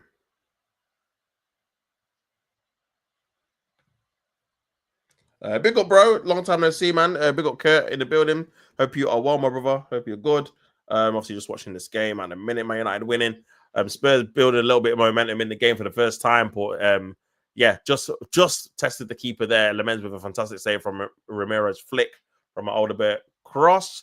But yeah, apart from that, Man United have been comfortable up until now. So Spurs will be looking to try and carry on the momentum and get back into the game. Obviously, Arsenal play later on half five against Sunderland, and then obviously not Spurs, Chelsea and the Wolves play at 8 o'clock. And obviously Man City and Liverpool are tomorrow. But yeah, here's Spurs ball into the area there, decent ball in, headed out. Casemiro still in the box. Paulinho, another great save there by Lemons, man. And this is what you need. You need see, this is what I'm saying, man. A competent keeper, bro. I can keep crosses and keep shots out. That's 2 chances now. Romero, good defending there. That's a free kick. But yeah, another good save. I think Arsenal win today 2-0. Yeah, I think we're gonna win. I think we'll win.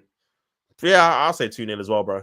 I think we'll win the game. I know obviously we've got a few injuries, but I think we're in a good amount of form. Hopefully we do win, man. Maybe 2-1 actually. I think we might concede. I think it's due, to be honest. But I still think we should win the game, man, to be honest. But yeah, another great save by Lamens, man. Another great save by the keeper. Another great save.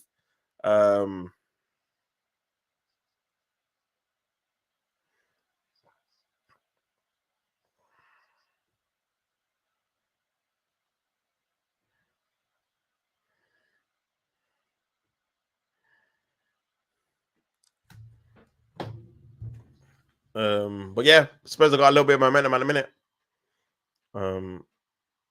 Luke Shaw trying to kick it away. Great touch by Bruno Fernandes. Ball over the top. It's the 50-50 there. Mazraoui with a heavy touch gone out for a Spurs throw. And a little bit of momentum, man. Looks like Sesko's coming on for Manchester United. So he's obviously changing tactic. You can see the momentum of the game. So Mazraoui is taking off. So I think Ahmad will go where Mazraoui is as the wing back. And then, yeah, Cunha and Bremer would be the 10s with Sesko up front. Casemiro did very well there. Bruno Fernandes loops it up to Brian Mbeumo on the left-hand side. Dogu, great ball in. There's no one in the box. This is where you need a striker. Puts it in. And, yeah, no one in there, man. This is where you need a striker in there if you're going to play that way, just to finish it off. Cunha's nowhere to be seen. I think he's trying to find Ahmad, but just doesn't get it all wrong. But yeah, Benjamin Sesko's coming on.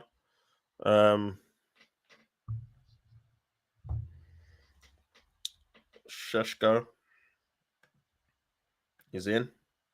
Big up Curtis. Foden's starting to get back to his best. Yeah, Foden's looking good. Shirky's looking very good as well, bro. Yeah, it's looking like he's got a good little relationship with starting to build a relationship with Erling Haaland quite well, man, in terms of the assist and obviously the link-up plays and stuff like that.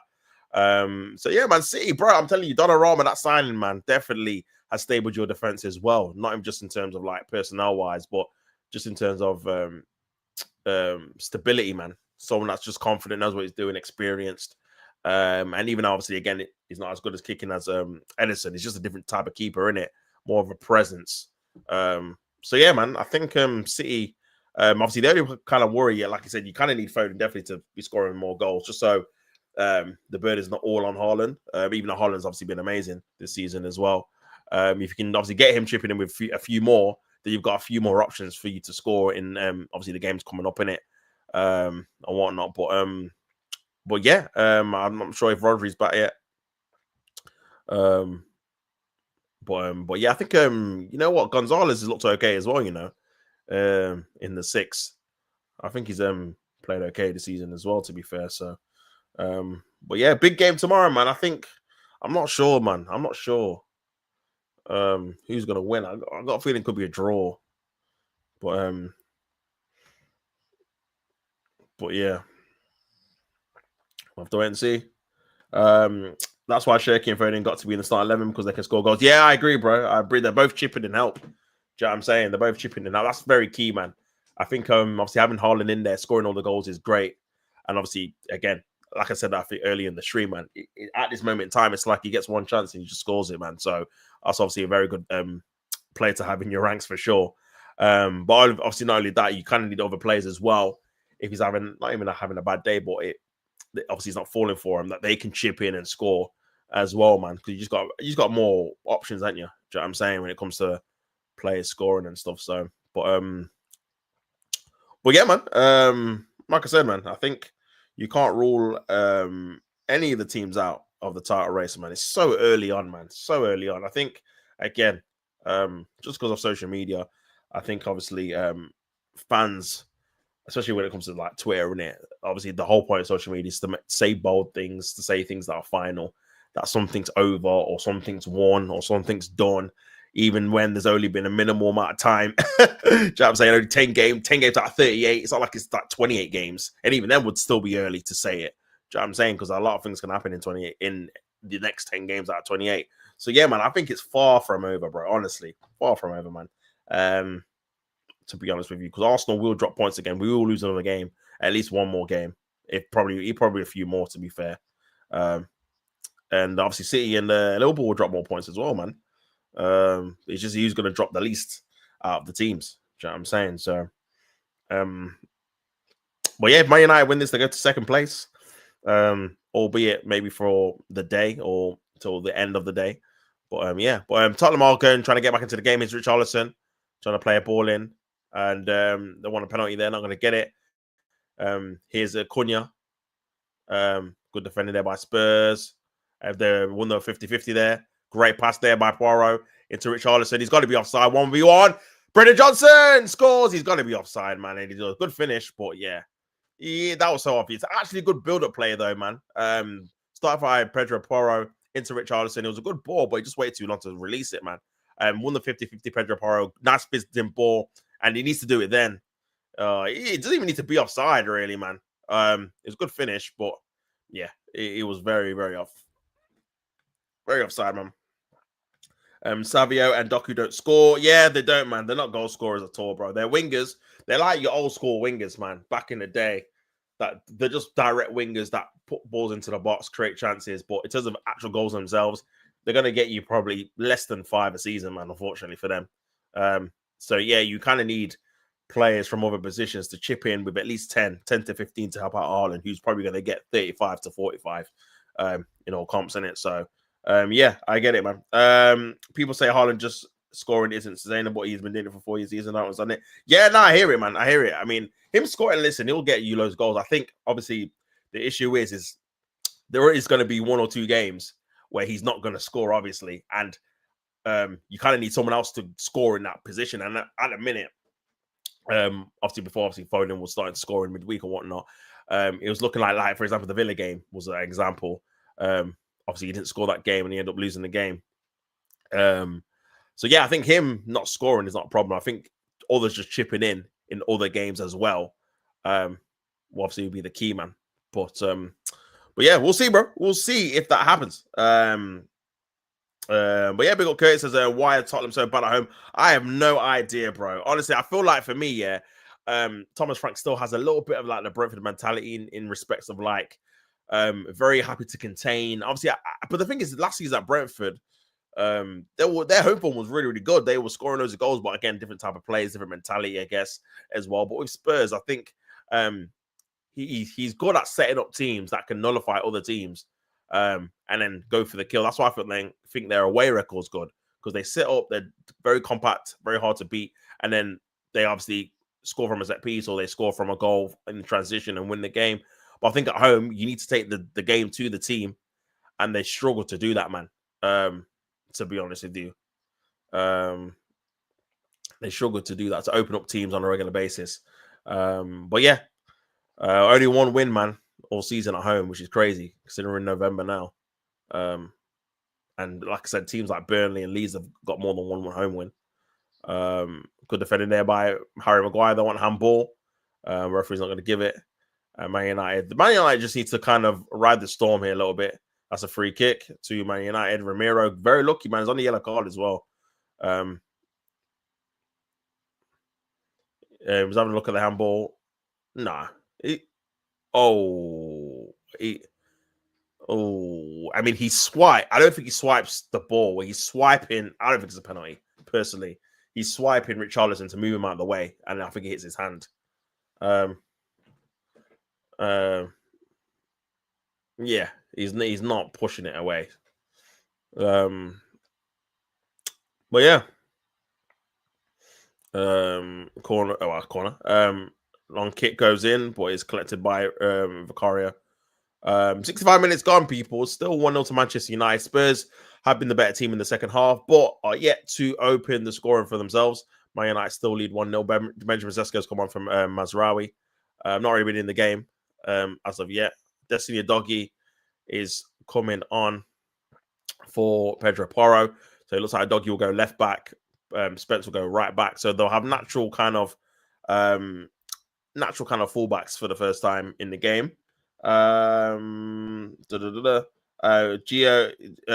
having a look at this attack. Alderbear into Saar. Could be an opportunity. Paulina. Those passing it around the box. I think, like I said, Spurs they just take too long in build up, bro. They're just too slow. Is Proro on the edge of the box. Ball in, deflected, cleared away by Mboma. So the Nico G stepped up so much at the moment. City don't miss Rodri. Yeah, I'll say I thought he played very well in midweek as well, bro. To be honest with you, and he's actually given the thing is as well. I feel like people were writing him off a little bit too much. Maybe because it felt like Pep didn't fancy him because he didn't really start him or play him on a regular basis. But sometimes these players, and Pep does do it with Foden and stuff. Sometimes he just keeps them back and holds them out of the spotlight for a while for them to maybe get settled in or accustomized to the new kind of way of playing for Manchester City, and then throws them in at a later stage. So, but yeah, he's actually played okay, to be fair. Maybe he just got used to the league. City got Newcastle away after the international break. Yeah, tough game on paper, but again, Newcastle have not actually been that great in the league this season, man. They've obviously had some decent performances, but they did lose to Arsenal. They did lose to Liverpool. They've lost to West Ham away as well. So yeah, man, they've not actually had a particularly great league campaign so far. I don't think they've even won an away game yet. I don't think so. They drew away at Bournemouth. So yeah, but obviously you've got them at St. James's. But yeah, difficult. Did you see Chelsea the other day draw to some team I've never heard of? Or Karabakh? Yeah. I mean, the only reason I've heard of him because we played him in the Europa League about 4 years ago, and they were terrible. I can't remember what even the score was. I know we beat them home and away. But yeah. Yeah, Karabak's crazy, man. Yeah, you gotta be beating them kind of teams in the Champions League. They're seen as givens, like especially when you got them away. It's like it's a good team to get you like an away win against. Well, this could be a chance here for Spurs. But then I think you got to look obviously the squad depth for Chelsea in terms of having a lot of inexperienced players. This could be a chance here. His Doggy took too long, man. Got to pull the trigger. This is why they don't have a lot of shots, man, because they're very hesitant in shooting, especially at the edge of the box. This could be another opportunity. Spurs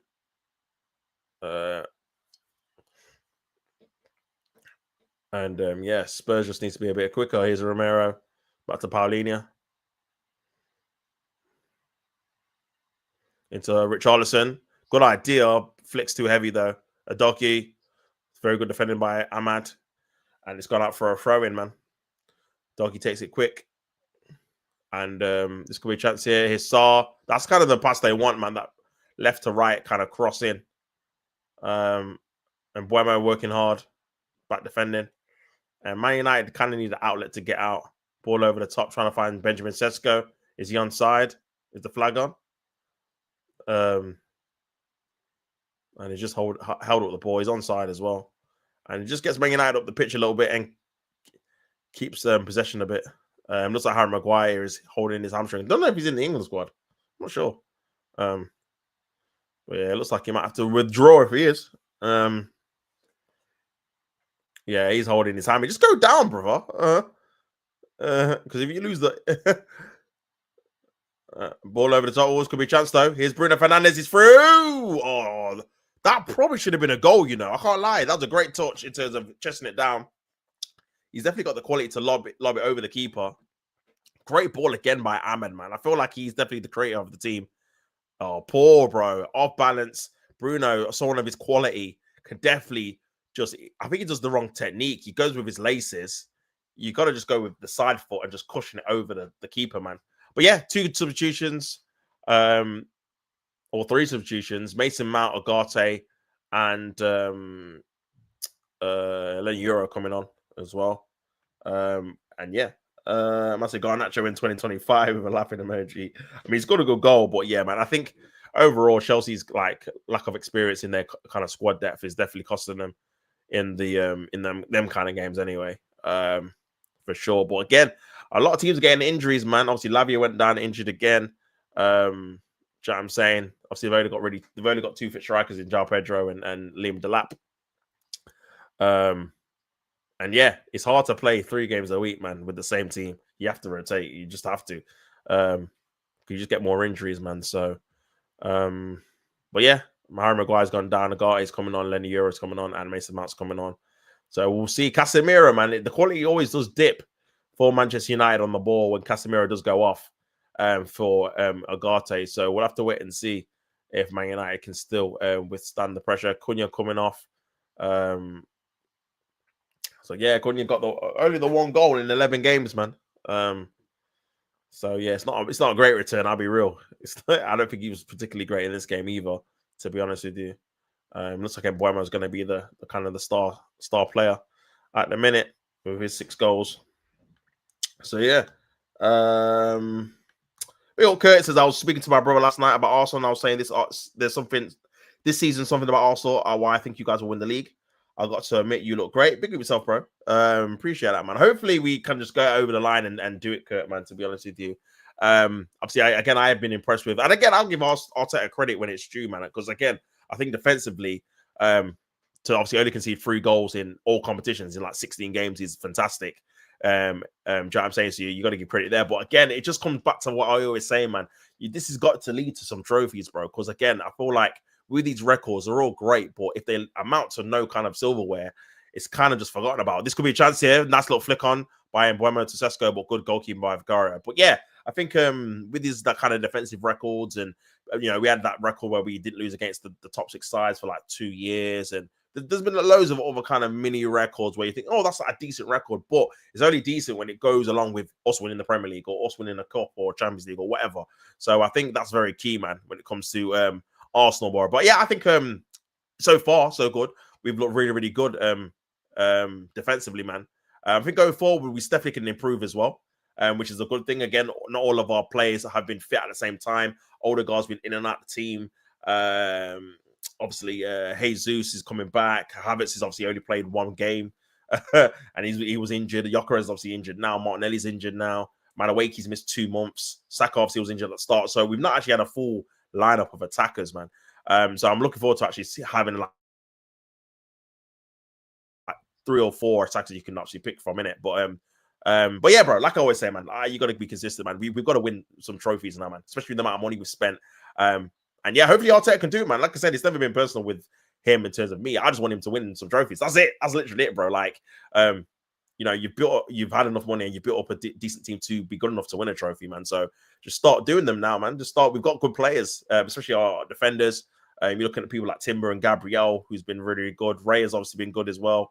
Zubimendi, I think he's slotted in very well too, considering it's his first season in English football. Obviously, Declan Rice's set pieces have been amazing. Dead ball, and even his overall performances have been really good this season as well. So yeah, and you're looking at that and you're thinking our probably worst kind of performing players have probably been our attackers in terms of like you compare our defenders have already been really good, midfielders have been decent as well, and you think Saka's not been at his best, Martinelli's been in that team, Odegaard's been injured, Gyökeres obviously I think it's done okay, but again I think he can get better as well. Obviously Havertz not even played, neither has Jesus. Madueke's not got any GA, so like the attacking players can definitely improve from what we're doing so far. So that's a free kick to Man United. So yeah, man. But we'll see, bro. We'll definitely see. Definitely early on for sure. Bill Curtis says that I always get onto Arteta about the moment. I rate what he's doing. Yeah, nah, legit, bro. This is what I'm saying. And this is why you got to be fair, Kurt. Big up with yourself, man. Because if he wasn't doing the things, we'd be onto him. So you got to give credit at the time, not to say that we've won anything or anything like that, not to go over the top, but to what you're looking at in terms of what we're doing defensively, you've got to give him credit that he's built that so far, and we're looking good. Obviously, things can change. We might lose later on, might lose 1-0, and obviously people are like, oh my God, what's going on? So yeah, football, things can change quickly in football for sure. But at this moment in time, he's doing a very good job, and hopefully we can keep it up and it can amount to something, man. But yeah, Arsenal fans, I hate Arsenal. Think I hate Arsenal, but because I always get on Arteta, which isn't true. Yeah, no, I know what you mean, bro. I think you know what it is. I think with Arsenal in general, I think it's been a lot of talk. Let me just see this free kick first. Bruno's going to take it. Free kick to Man United, ball into the area, and it's comfortably claimed by Vicario. Yeah, with Arsenal, I think obviously again, when it comes to them, I think they just need to win like silverware, like just in terms of like, again, we've obviously progressed from where we were before, Banter Club, to a team that can be treated seriously in certain respects. But I think getting over that line where you become like a Manchester City and Liverpool, where you start to win trophies on a regular basis, that's like the next step.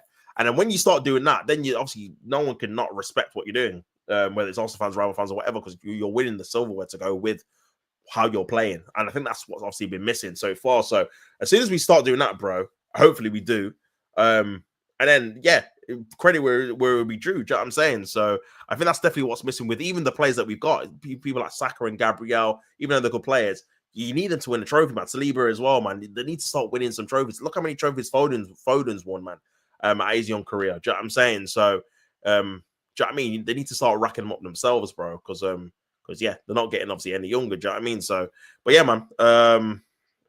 It's true. It says Gabriel right now is the best centre back in the world. I also people out think they're him and Haaland hate each other after but that isn't true. They both respect each other. Yeah, man. I think Gabriel, man, in both boxes is being really good. And I'm glad he's getting obviously the respect now, because I think he's probably been better than Saliba personally as an Arsenal fan watching it. This could be a chance here. Here's Sesko 1v1. Sesko on his right foot, good defending though by Jed Spence. But yeah, I think as an Arsenal fan watching it, he's probably been better than Saliba for the last year and a half, I'd say, probably since 2024, start 2024, in terms of consistency. But again, because obviously Saliba looks good and better, and the stigma's like, oh, he's the better player, he kind of doesn't get the credit. So I'm glad people are actually kind of highlighting it this season that Gabriel's been playing like this for a while now, to be fair, like consistently being very, very good. Whether it's obviously scoring goals, but not even just that, defending as well, man. So I'm glad he's getting a little bit more credit, to be honest with you. But yeah, with the Haaland thing, yeah, definitely, man. Obviously, they both have good battles against each other, man. Do you know what I'm saying? There's been games where obviously Haaland scores against Gabriel. There's been games where Gabriel's kept Haaland out. Do you know what I'm saying? So it's a good back and forth rivalry, bro. So yeah, it's all good, man, for sure. It's all good for sure. Ray got better this season. Yeah. I think so as well. I think he has got better. Obviously, I know. Obviously, me and Colin were saying we were looking at Raya thinking, oh, maybe we need to upgrade on him and stuff like that. But so far this season, I think what I've liked about him, even though he's not had a lot to do, when he's had to be called upon, he's been very efficient. And I think his mentality in terms of being calm, different to Ramsdale, who's very erratic and likes to wind up the crowd and stuff like that. Ray is more of a calming influence, man. The only kind of thing, obviously, with Ray, and you're going to get that a little bit, is obviously him outside of his area. But that's obviously a managerial kind of instruction to do that, innit? But in terms of like his actual goalkeeping, he's been very good this season as well, man. So yeah, bro. So yeah, I'm one of those people who said Arteta will never win Arsenal the league, but if he does it this season, then he proved me wrong. Yeah, for sure. I was similar, man. I was just thinking, I just don't think he's going to get us over the line, man. So yeah, hopefully, like I said, as an Arsenal fan, hopefully he does prove me wrong, man. I'll be so gassed if he does, man. Because again, but like I said as well, Kurt, for me with Arsenal, it's always about, because again, we've had good starts like this before. For me, it's the pressure.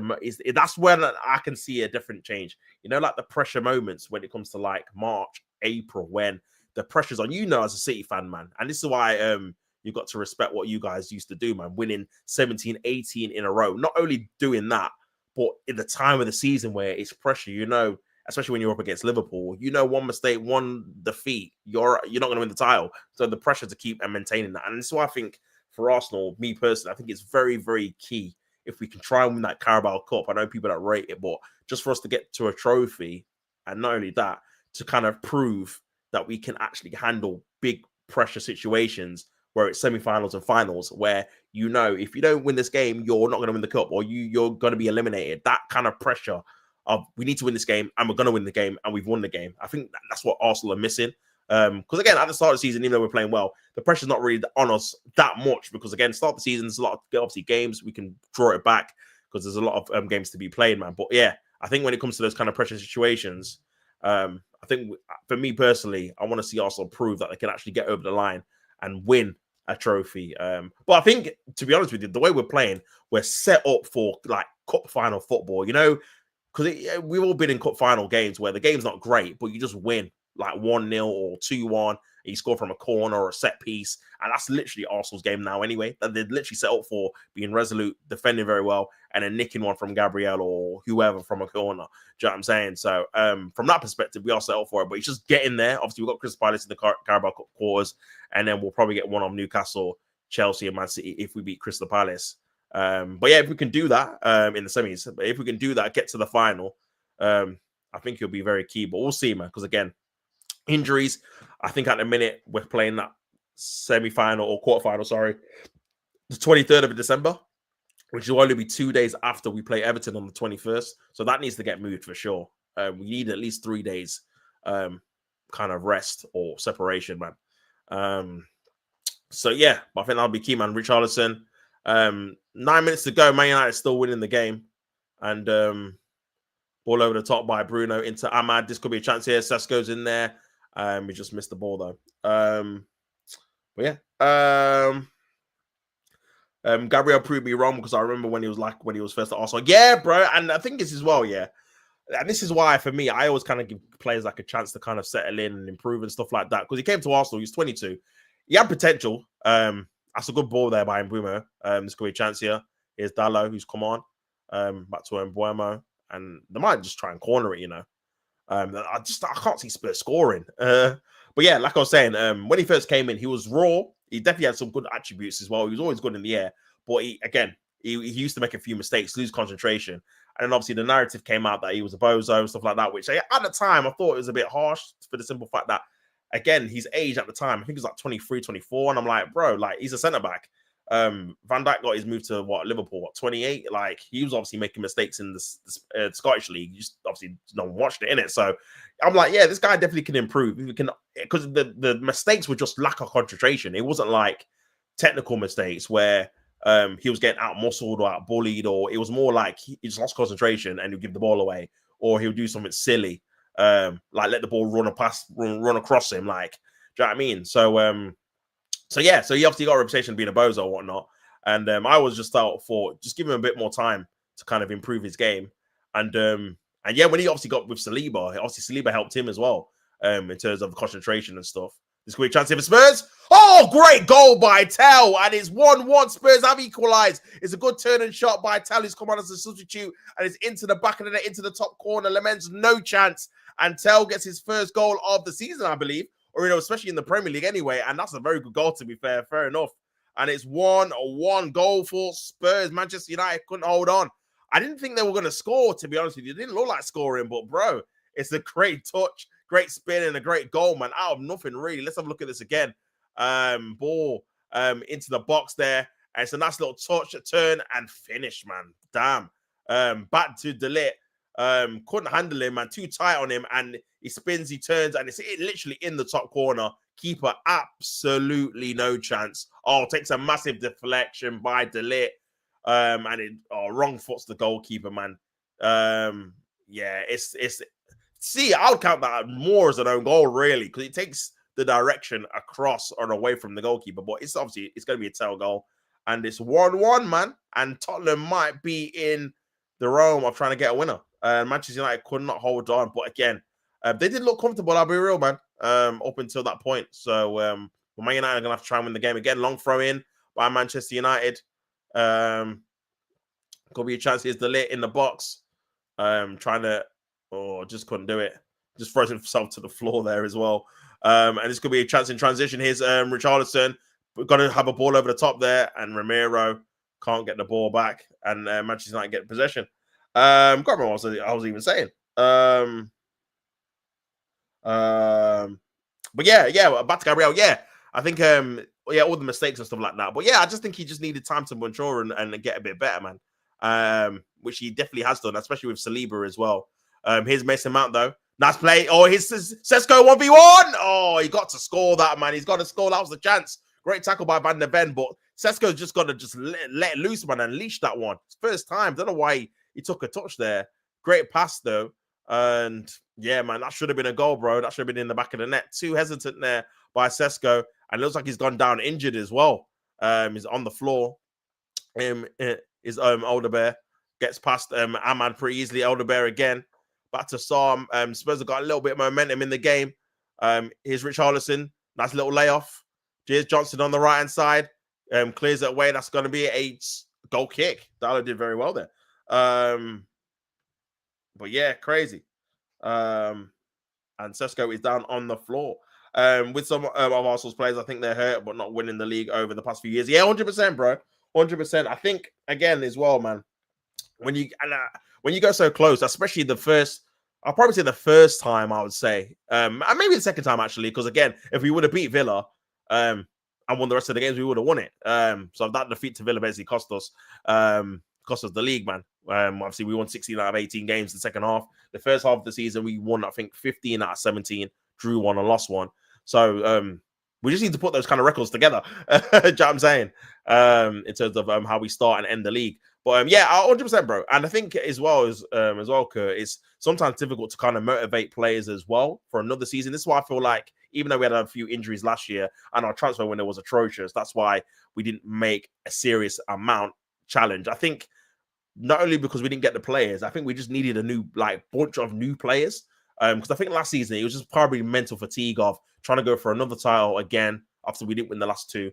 But now you see we've got fresh players that don't really have that, like Gyökeres, like Zubimendi, like Eze, like these kind of new players, Mosquera, that can complement kind of the old players, and obviously Calafiori, Marino, these kind of players that didn't have the two kind of title challenges at the first two times that we obviously didn't win the title. Mix them in with the kind of the Sakas and the Gabriels and the Salibas that obviously been here. I think you kind of get like a new sense of kind of optimism that we can go and do it again, because these kind of players are kind of experiencing it for the first time. So yeah, man. But like I said, bro, I think for me, because I get what you're saying to the something different, because we defensively, even though we've had a good defense in previous kind of campaigns, it's never been this good at this level. So I think, but for me personally, I think I need to see them under pressure, man. And that normally in the league is obviously, like we always know, March, April, May time. Obviously Sesko's gone off injured.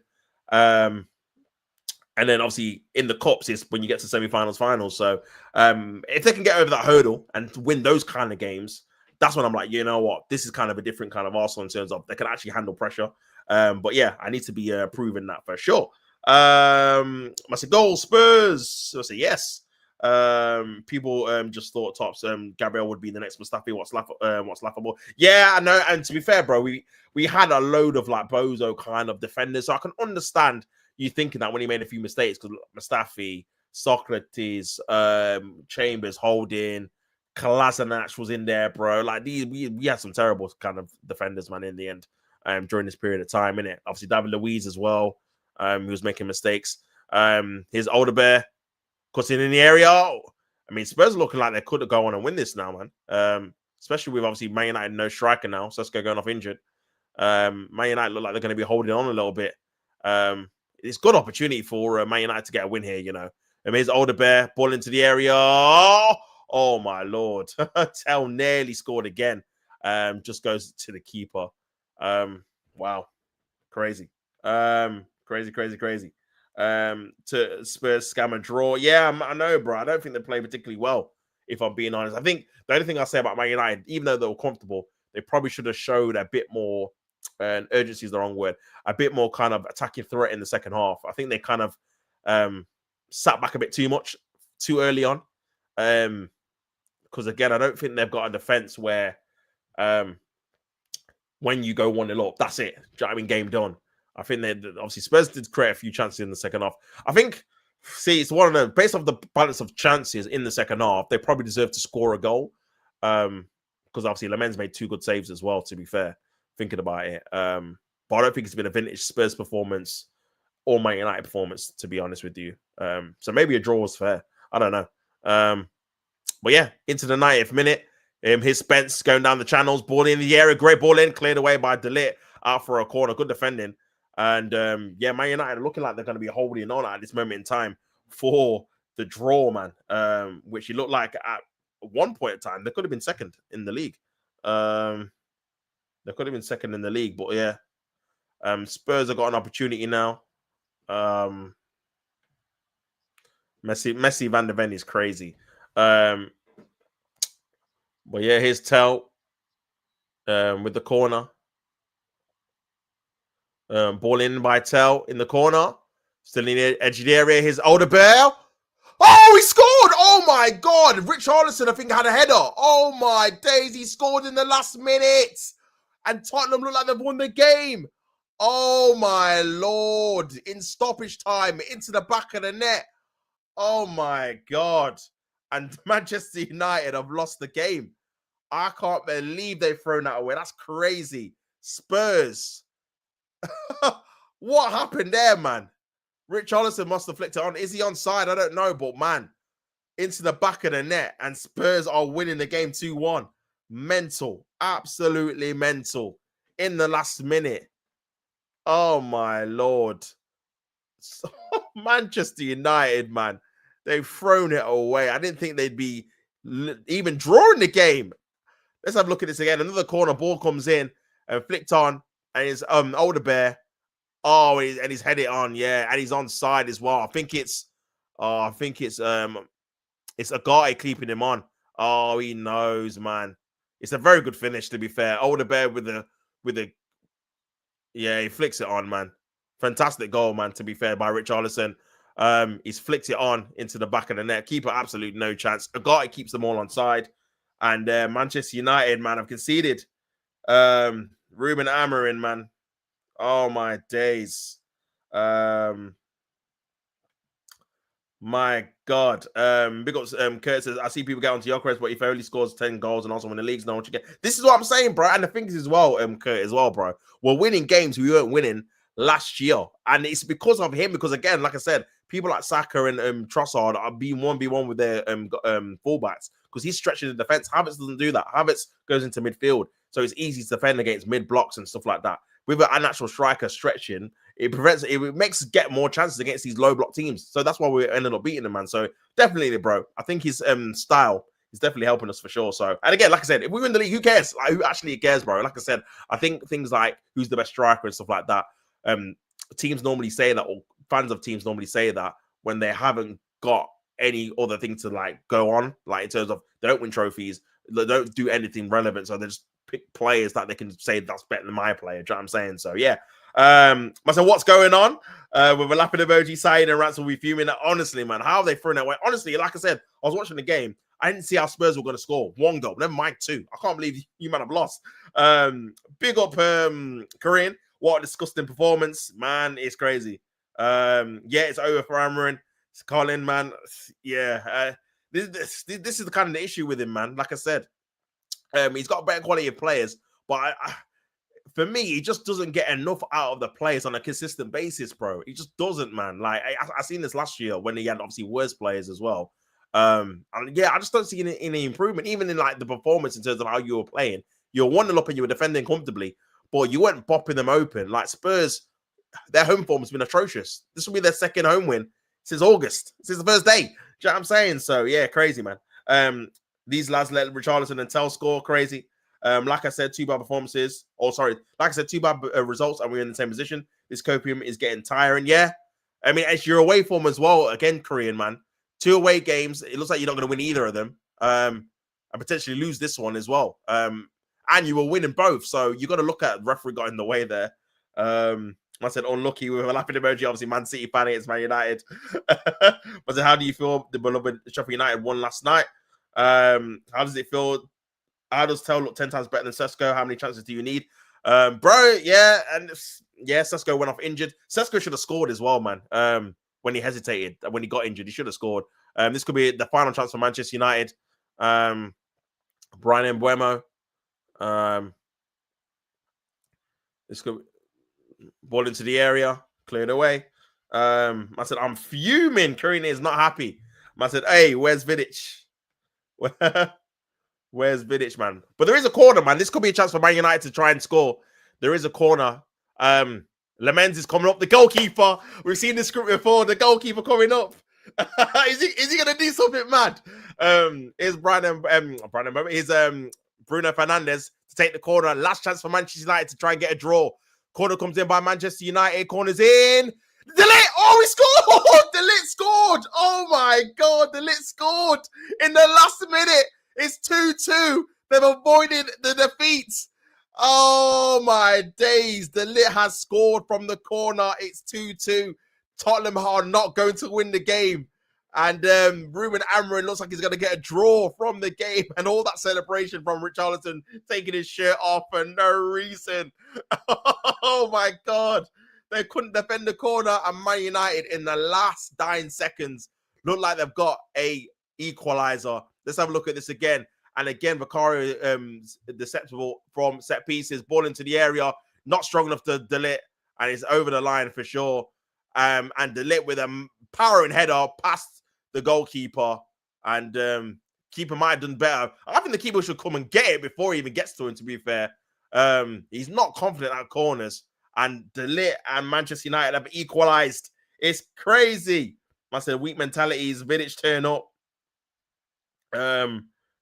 Proving again and again. Sesko, after pointing in that performance, can't even keep himself on the pitch. United are playing with 10 men.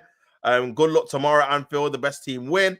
That pass from Bruno to Sesko, a sick Haaland finishes. That the hell a decent striker finishes it. Yeah, for sure. Damn, it's crazy. I said, goal! What is going on with a laughing emoji? This is why I didn't want Sesko, an inexperienced kid in a new league, expected to hit the ground. This is what I'm saying, Colin. This is why I didn't want him. I'm not saying he's a bad player. I think he's actually decent. But, bro, you're not going to get the finished article. You're not going to get a guy that's banging in loads of goals. He's going to need 2 or 3 seasons at least because he's 22. He's going to, bro, 25, 26, he might season up. I don't know if he's going to get that opportunity at Man United because, again, Man United fans will get annoyed with him. They already are because he's only got 2 goals. He's a striker. Like, we're in November. Like, you got to start scoring a few more. Do you know what I'm saying? Like, do you know what I mean? Because the trajectory you're going to go on, you're probably going to get less than 10. Do you know what I'm saying? If you carry on this 2 goals every 2 or 3 months, do you know what I mean? So, yeah, man. Like I said, it's not saying he's a bad player, but for me, he just needs more development at another club where there's not much pressure. That is full-time, people. 2-2. What a game in the end, man. Look like Manchester United were going to win the game 1-0. And then 2 late goals. Tell and Richarlison with a great header in the last minute. Looked like Spurs were going to win the game. But then Man United came back and equalized in the last seconds, man. De Ligt from a corner in the 95th minute. Richarlison took his shirt off for no reason. And yeah, it's going to be a 2-2 draw. Spurs drop points. Man United drop points. And a stalemate draw. No team went out and got the victory. And yeah, Ruben Amorim avoids defeat. It's 5 unbeaten. But at the same time, they could have lost it. They could have won it. And I don't know, man. I think both teams will see it as 2 points drop. Man United were leading for the majority of the game. And then were behind. And then Spurs have 3 minutes to hold on. It's poor from them, really. At home, 3 minutes to hold on for a victory. And they couldn't do it. So, yeah, poor in the end. And maybe a draw was a fair result, to be honest with you. I don't think either team had a very good performance. I don't think Spurs did enough to win it, really. Man United didn't do it, especially in the second half. Didn't do enough either to kind of cement their victory or their lead. So, yeah, maybe a 2-2 draw was kind of fair. But, yeah, I would say that the lack of quality between the 2 teams is very evident, man, to be honest with you. And I can't see, I don't think both of these will get into the Champions League. Maybe one of them. I'm not too sure, to be fair. But, yeah, we'll see. They need to start playing Zertsky. Can't chat about service no more. Yeah, I mean, yeah, Sesko had a chance, man. This Tottenham goalkeeper is so shit. Bro, I think he's, from corners, he's so, I mean, even claiming and crosses, he'll cost you like 5 to 10 goals, man, that season for sure. Because he just won't come out. And even if they score from a cross or a corner, another competent keeper that comes out for carries, they'll just come and collect it. That's what I like about Raya, to be fair to him. And one of his probably his biggest strength, I would say, is coming out for crosses, man. He just comes, he's just aggressive. Even though he's not the tallest, he's like his leap and he's claiming for crosses is very good. So yeah, man. But yeah. Tell had a half chance and finished it. Yeah, I mean, he took a massive deflection, to be fair to him. But yeah, I get what you're saying. He just took a shot. Do you know what I mean? And it just went in. I'm so glad I had Haaland tops, bro. Kurt, honestly, appreciate it, man. I know you do anyway, bro.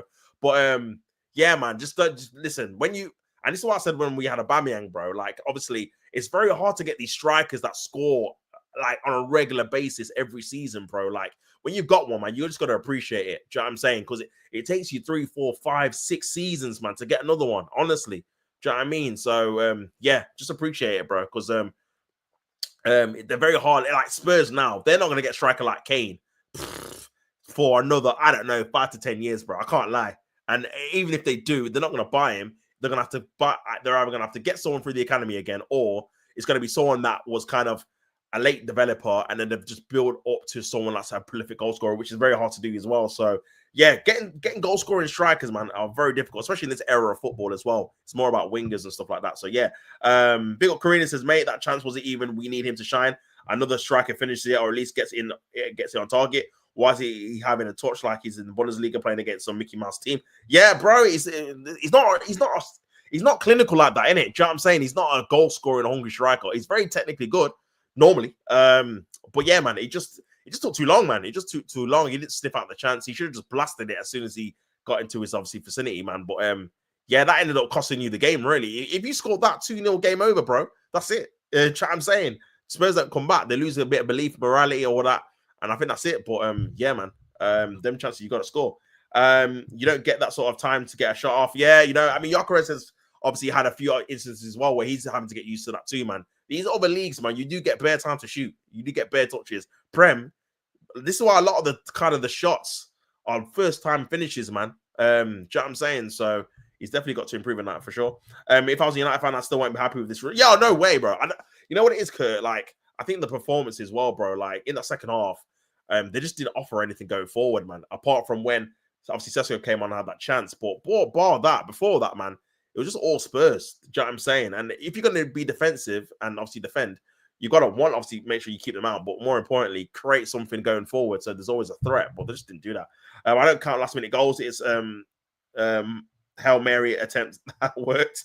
Poor tactics from Amarin again. Yeah, I do believe that. So, man, I think because you know what it is I'm finding as well, Korean. I feel like the good quality players you've got, like Ahmad and Buemo and the Casemiro, Bruno at times as well. They're getting you in certain like leading positions, and then tactically he's not seeing it through. He's either being too defensive, he's not making the right changes, he's not telling the team to obviously tactically go forward and be more aggressive, and then you're kind of sleepwalking yourselves into 2 draws. You should have beat Forest really with the position you were in, being 1-0 up away at a Forest team that had no victories until obviously the start of the season at home. And then same with this, man. You literally 1-0 up until what, the 85th minute, and nearly lost the game. Do you know what I'm saying? So you got to look. That's more of a tactical issue, in my opinion. Do you know what I'm saying? So yeah, you can see Sesko was struggling to capitalize. You could take him off, not to continue to play him. Yeah, I mean he's injured now as well. If you watch the United performances over the night, they don't look convincing at all. United had 1 shot on target all game, I think. Jesus, what are we talking about? Sesko better starts improving his finishing and his first touch, or he needs to be benching, or at least Zertsky has a good first touch. But Tots, we can't replace him. What Pep said. Yeah, that was nasty work by Pep, you know. Man did the full waterworks thing as well. That was so nasty. We can't. You see when the voice broke, we cannot replace him. Yeah, crazy. But fair play, you replaced him. You got someone better, man. In terms of goal scoring wise, you got someone better for sure. So, but yeah, man. But yeah, strikers are just they are difficult to get, man. I haven't seen anything that suggests he's technically good. See, bro, listen, you watching what? To be honest with you, Korean, I've not really watched your games. I obviously watched that one. I've not really watched too many of your games. Obviously, watched the where he started and obviously had a decent game. I thought because the Liverpool game he was on the bench as well, wasn't he? I was trying to think. I didn't watch the Nottingham Forest game because I was watching the Arsenal game, but apparently he had a stinker there as well. So yeah, man, I think you know what it is. Aesthetically, he just looks good on the eye. He's tall. Do you know what I mean? He's do you know what I'm saying? 6 foot, whatever. Again, for a player that size, he's pretty quick. But yeah, in terms of technically, it's not like he's linking up really well in his games, man. And he's not even starting every game. So, bro, and this is what I'm saying. Like, all due respect, if he's not starting for Man United, who are trying to get back into Europe, why would we sign him? Like, we're trying to win the league. It doesn't make any sense. He doesn't even start for you guys. This is why I don't understand the signing. It just doesn't make any sense. Not to say he's not a bad player or anything, but he's just not what we need at this current moment in time. Like, we just need someone a bit more established. Do you know what I mean? In a few years, he might be great. Do you know what I'm saying? But for what we need now, bro, we need someone ready-made that knows what they're doing. Do you know what I mean? Because he's going to have more performances like that. Obviously, he's still young for a striker. Like, 22 is very young. Unless you're Haaland, obviously. But yeah, man, crazy. If he finishes that, it's over. They equalize after. So if he makes it, yeah, that's what I'm saying. It's 2-0, it's over. Yeah, it's done. It's basically cost you the game, really. Like, the momentum changed when he missed it. And obviously, he went off injured as well. So you lost the kind of the focal point that you was providing for you, running behind, stretching, running the channels, so you could keep the ball a bit more. So maybe you could keep the 1-goal lead. Do you know what I'm saying? So yeah, he kind of messed it up like both ways, really. Realistically, United should have lost. Weak mentalities all around. How do you defend that and allow 2 goals in quick concession yet again? Yeah, that's something you got to question, bro. That's 2 away games in a row where you've allowed 2 goals to go in quick succession, like you said. It's crazy. Big up Curtis, who's playing at 3 o'clock. I forgot the fixtures. It's Everton versus Fulham and West Ham versus Burnley, bro. So not the greatest of fixtures. All the good fixtures are tomorrow. Brighton, Crystal Palace, Aston Villa, Bournemouth, Brentford, Newcastle, I think it is. So yeah, there's some good games tomorrow, man. Also, Agate is terrible. Did you see how he got outpaced by a Spurs player who passed it to Tell? He's a fresh sub, by the way. Yeah, I did say when he got subbed, when Casemiro, bro, honestly, man, like, I know obviously he's old and stuff like that, and he can't do 90 minutes, I get it, but brother, he's keeping that midfield together, man. Like, when he goes off, it just goes to pot. It was the same at Anfield. I know you won the game still, but when he went off, you just lost any kind of balance and control that you had in the game, bro, because Bruno obviously is not a CM, and the guy is just not good enough, bro, for what you need him to do, man. He's just not good enough. Big up Vidic, he says Bruno should not play in midfield ever again. Amarin, horrible tactics, lucky again. Yeah, I know, man. I mean, this is what I'm saying. This is why I said to Colin last week about Man United. I'm just not sure. Your midfield, bro. You're not going to do... You can't...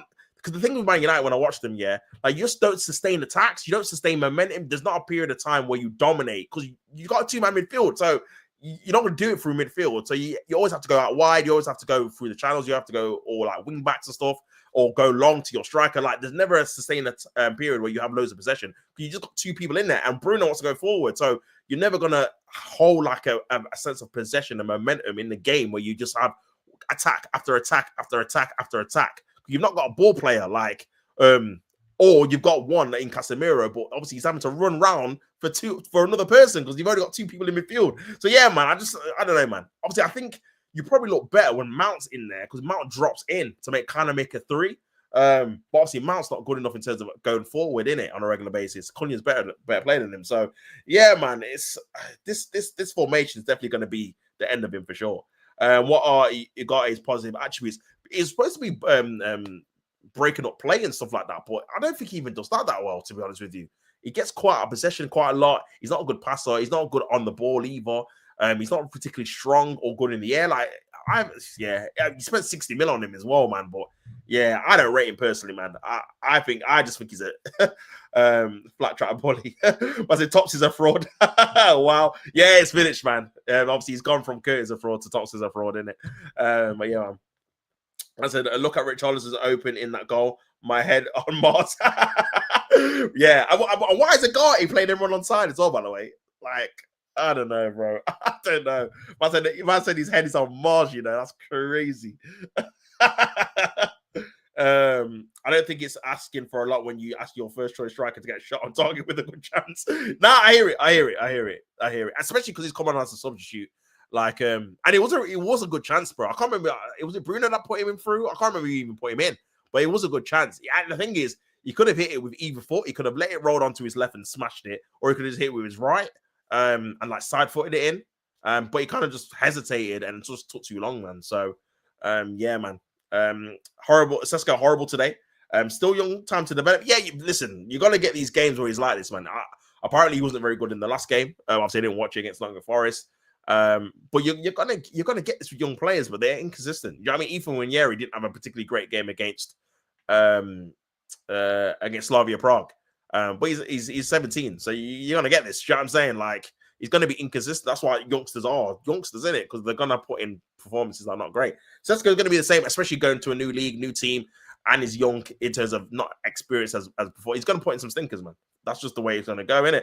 Cunha hasn't been good either. I think Mbuemo's I can't even say that. Individualistic brilliance is carrying the team like we got carried by Aman last season. This team looks very shaky. I agree. I think again, similar to what I was saying to Colin last week in terms of, yeah, I think you've got better attacking players now. So you're going to get in positions where you're leading at Anfield, you're leading at obviously White Hart Lane. You've got people like Mbuemo that can open the scoring in like tight game states. So obviously that's a positive for the players in particular. But like you said, I think the way Amarin's managing it, I think, yeah, man, it's just not. I think he's managing it the same. Like, your last 3 away games, I think have been pretty similar. Just you've had obviously different level of teams, and you just beat Liverpool, and the other 2 have just ended up how they've ended up, because in the end, defensively, you try. I mean, you've just allowed too much pressure on your goal, and you can see the 2 goals in the last 2 games. So yeah, it's crazy. Amarin's still trying to gaslight the fan base. The team is playing well when it starts to say it. Otherwise, I mean, he's going to come out and say that you're 5 unbeaten now. But yeah, I don't know, man. It's crazy. The formation is wrong. What United are playing. Yeah, I agree, man. I agree. Cunha horrid today. No Brazilian flair. Yeah, I don't think he was particularly good. You know what? I don't even think Mbuemo was that great. I just think the way he set you up, man, after you scored, you didn't like capitalize or improve or work on the goal you scored, even though you could have. Like, Tottenham were definitely there for the taking for sure. Do you know what I'm saying? But you just didn't have any kind of attacking threat or tactics, in my opinion, to kind of work on it. But yeah, it's a 2-man midfield. You can't rely on Ugarte to hold that midfield when most teams play 3. Exactly, man. Exactly. If you're gonna play 2 midfield, you literally need like a N'Golo Kante kind of regen who's gonna be like 2 players in 1 that can do 2 jobs. You can't have average midfielders in a 2 when you're up against 3 people, because you're never going to get control of a game, man, because you're just outnumbered all the time. So you're always living off moments, transitions, which is what Sporting Lisbon used to do with obviously Gyökeres and stuff like that, having transitional players. But you can't do that in the Premier League, bro. You can't just live off, because what's going to happen, which is obviously is happening, you're going to have teams that will just give you the ball. And then you don't know what to do with it. Do you know what I'm saying? So yeah, man.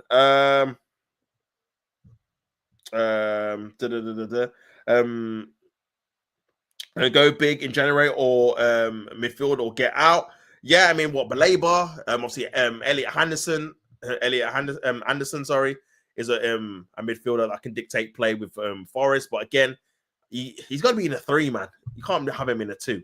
He's asking for trouble. Tops, what happened? Look at his profile picture. Oh yeah, he's got my profile picture. As well. What were Ineos thinking when they brought this PSG reject? I don't know. I think the rumor is that they brought him for Amarin because they wanted to hire Amarin after Ten Hag. He was one of the people, so they kind of brought him in before, but in the summer before. But yeah, Anderson and Tiller, please, I beg, on that midfield. But you know what, bro? I think even if obviously they're better players than you got, but bro, like, you need to change the formation, man. Like, you need 3 in midfield.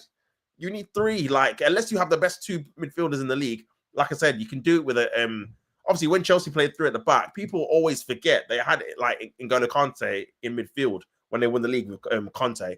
They had Kante, sorry, in midfield in 2017. He was like 2 players, bro. He was doing the madness. Do you know what I'm saying? So they could do that, but any other team playing 3 at the back, man, brother, it's going to be difficult. It's going to be difficult, man. We did PSG a favor buying this guy.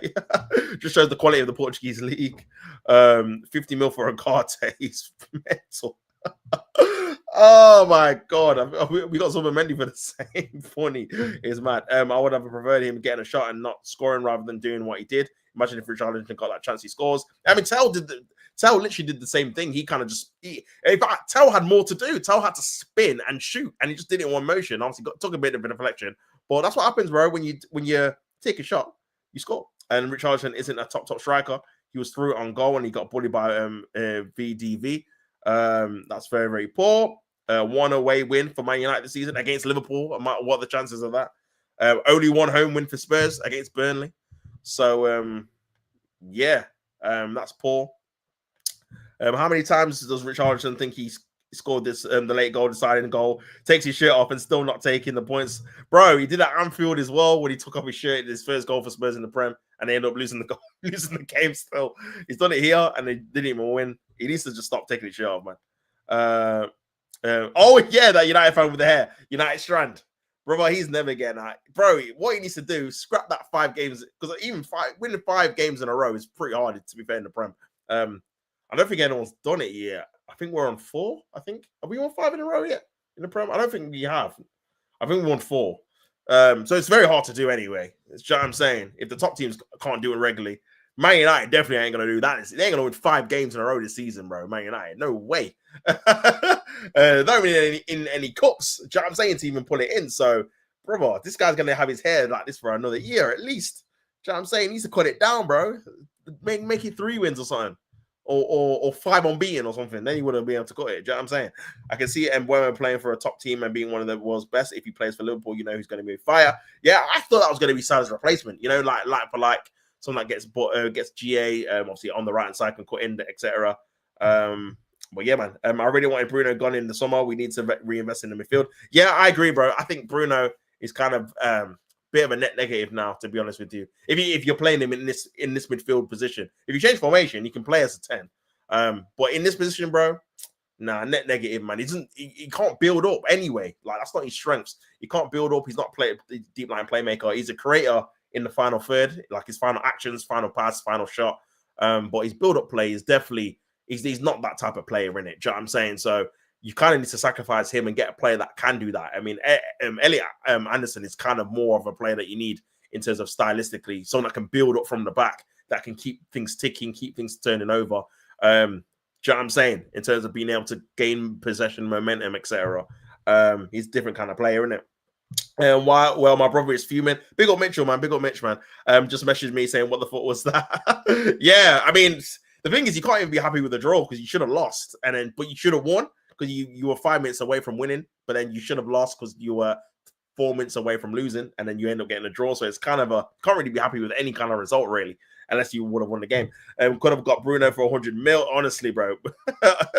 you could have as well. That's the thing. If Anderson was playing in midfield today, he doesn't get bullied off the ball like Guy did. He makes a tackle in at least and puts off a pass to Tell. Yeah, or even before he gets to that, bro, like, he just keeps possession better for Man United, isn't it? Do you know what I'm saying? So you're not under constant pressure because your midfielders can't keep the ball. Bruno launches it, and then Ugarte when he gets pressured on the ball, gives the ball away. So yeah, man. Ugarte had at least get a push in and break up the play or hinder him from getting a clear pass into Tell.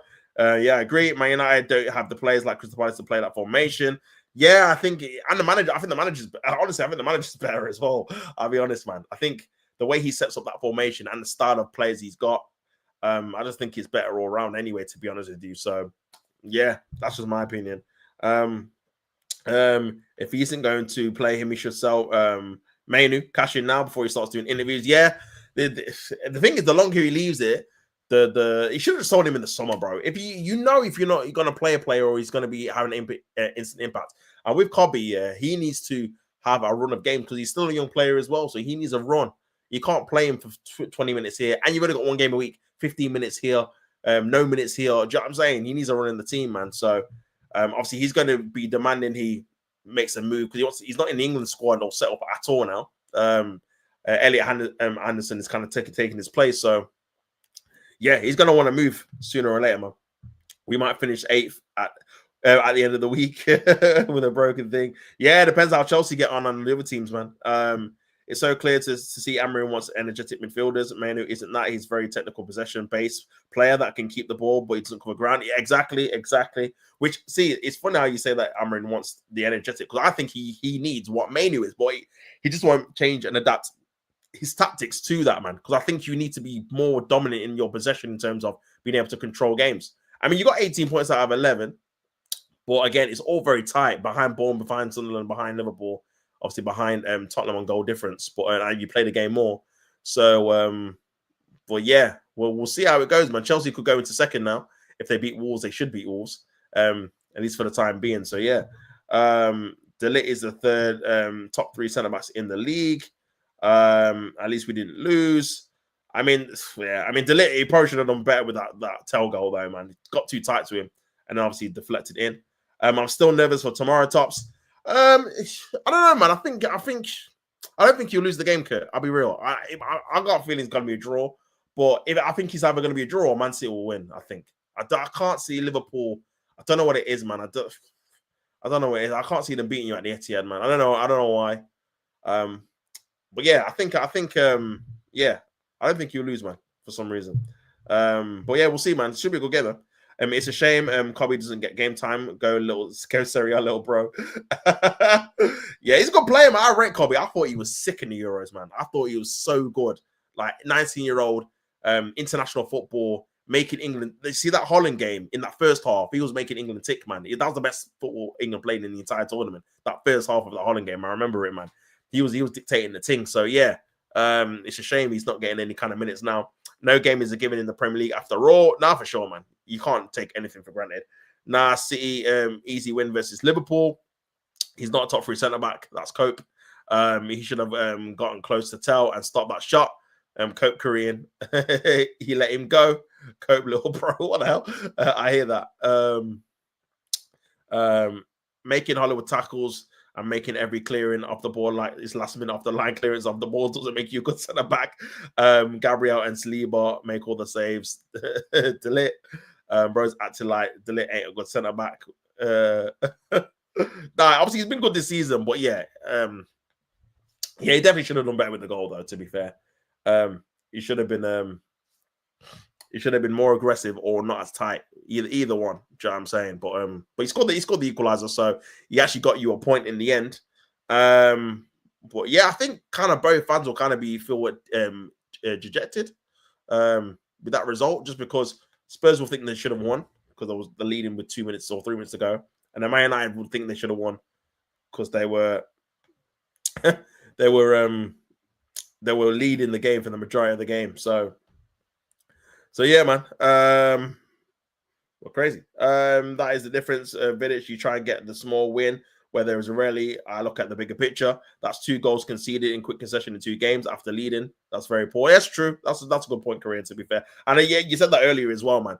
And that is true. That's something you've got to definitely get out of, man. Conceding 2 goals. Because it does show the mentality in terms of when something goes against you, you can't just fold. Do you know what I'm saying? And that's something that you definitely don't want to have on a regular basis for sure. Do you know what I mean? So yeah, I agree with that, man. I think definitely you need to improve on that for sure, man. I can't even lie to you. I can't even lie to you, bro. But yeah. I said, yeah, United only had 2 shots on target, scored them both. This is what I'm saying, bro. That just shows you a lack of control, lack of creativity. And that XG percentage ain't going to be consistently the same throughout. Do you know what I'm saying? Like, you can't consistently do that. Scoring 2 goals from 2 shots on target is mad. I said, Amarin Haram ball, 2 shots on target against Spurs. Yeah, that's what I'm saying. It's Spurs as well. How is Amarin going to spin this and say United play well? That's 2 shots. Yeah, two shots on target in the entire game is poor, bro. That's poor. That's poor. That is poor, man. I know you scored 2 of them, but brother, you got to create more chances than that, man. That's crazy. We defended most of the game well, to be fair. It's just that we aren't switched on. I think the tactics. Obviously, I think I said in the game that you did look comfortable, and I thought you did. because Spurs just look void of ideas. However, I think you just kind of encouraged them too much throughout the game, bro. In the second half, anyway, like you didn't have any kind of attacking outlet consistently. Susko had the one chance, but that was kind of it in the entire half, man. And it's like you can't just keep defending for a half without having like a outlet or something for them to worry about, or them having Vicario make saves. You ain't even winning like corners, like to like break up the play or momentum. Do you know what I'm saying? So you're kind of taking a bit of a chance to kind of hold on, man. Do you know what I'm saying? Especially when I said your defensive record before you even conceded, you conceded 16 goals in 10 games, which is too much goals to concede. Now you conceded 18 and 11. So yeah, man. Definitely something to improve on. I said XG is a joke. If United want to play a defensive haram ball tactics, at least get a result. What did United get today? Yeah, I don't know what you played today, man. To be fair, I think you kind of a bit of moment of brilliance with Ahmad onto Mbuemo with a good header, and then you kind of just defended really. I thought you could maybe get out of there with a 1-0, and then it kind of just backfired. Really, I think you probably should have went for it a bit more and just killed them off, man. And then you probably would have won the game. So, yeah, but poor in the end, man. United got a point against a team who battered us last season. 21 incoming. Nah, Vidic is the ultimate troll, man. Ultimate troll. A last-ditch point, I bet Amrin would have brought Aguirre and bring him up top yet again. Just shows how poor his tactics are. United should have lost the day. Poor. Liverpool have already conceded 14. Yeah, that's a lot, man. It's a lot. And this is obviously not, I know Arsenal have conceded only 3, but even in like a normal season, they say Arsenal conceded like 7 or 8, which is probably the normal for a team top of the league. 7 or 8, man. Conceded 14, 16, 18, man, in like 11 games is crazy. That trajectory, if you conceded 18, you're on course to concede what 40 goals probably in a season or more. So probably more than that, man. Because again, 18 in 11, that difference between 38 to how many goals you concede is probably into the 50 goals, man. So yeah, that's crazy. So Amarin coach Ahmad's brilliance. Give me a break, bro. Yeah, man. Yeah, and the header was a very good header as well, man. Like I said, when a ball comes in from that area, normally the striker or the person attacking the ball normally heads it back towards goal. But I think he caught Vicario off heading it near post, so it was very good precision and power to get it onto the into that kind of near post area, man. So in Bremen with another goal. But yeah, like I said, man, I think personally, you guys definitely have to look at the manager for sure for his tactics, man. One clean sheet so far for us. Yeah, not good enough, man. If you gotta win games, you have to keep other teams out for sure. Especially away from home, man. Because away from home, bro, like do you know what I mean? The key is to kind of get them to stop scoring, and then you can kind of nick one, because you're never going to beat teams 4-5-0 away from home. You're already probably going to score maybe maximum 1 or 2 goals. So if you're always conceding, it probably means you're not going to score. You're not going to win the game. Sorry. So you scored 2 away goals in the last 2 games and not won the game because of your defense, man. So yeah, I hear it. Amarin got lucky again. Spursy carried on. If Spursy went Spurs, then they cleared the header in the last minute from De Ligt. Did Amarin coach scoring in the last 9 seconds of a game after trailing? If Messi played on the Amarin, he would be playing wing back. Oh, you might kill me, fam. Yeah, you might kill me. Well, yeah, man. Crazy in the end, but yeah, it's ended up a 2-2 draw, and yeah, man. It is what it is. But yeah, I'll be back later on, people, for obviously the Arsenal game at 5:30 UK time kickoff. So yeah, make sure you come back for then to watch me watch them. But yeah, man, 2-2 draw. Very entertaining game and a point apiece. So yeah, when do Arsenal play today, bro? 5:30 UK time. So in about 2.5 hours from now, bro, they kick off against Sunderland away. So yeah, 2.5 hours time. They'll be kicking off. So yeah, I'll be back to do a watch along for that. So yeah, should be good. I said dead 3 o'clock games. Yeah, for sure, bro. Dead. Yeah. Dead. I mean, I don't know, Everton versus Fulham, maybe for the new stadium, maybe. But yeah, Xhaka masterclass against Arsenal. Obviously, I think Xhaka will have a good game against us. To be fair, didn't Liverpool lose against Sunderland? No, Liverpool have not faced Sunderland. Sunderland beat Chelsea at Stamford Bridge. I think that's the one you're thinking about, bro. Obviously, they lost to Man United at Old Trafford, but yeah, they beat Chelsea 2-1 at Stamford Bridge a couple of weeks ago. And they're unbeaten at home as well. They've not lost the home game yet. And they're currently they are fourth. So not gonna be easy. And they've got the second best defense in the league. They've only conceded 8 goals. The same as Manchester City. So no mugs, man. No mugs. I think it will be a difficult game. I don't think we'll batter them or anything like that. I think it'll be pretty cagey. And I've got a feeling they might score, man, to be honest with you. I've got a feeling they might score. But yeah. Oh dear. Hope Sunderland do a mad thing. Of course, I know a lot of fans are hoping that as well. But hopefully Arsenal can keep another clean sheet. They'll be record 9 in the league or 9 in all competitions. So yeah, in a row. So yeah, hopefully they can do it. But yeah, I'll be back for them, man. Peace and love. Big up everyone in the chat, man. Until next time, don't play at the game. And until 5:30, peace and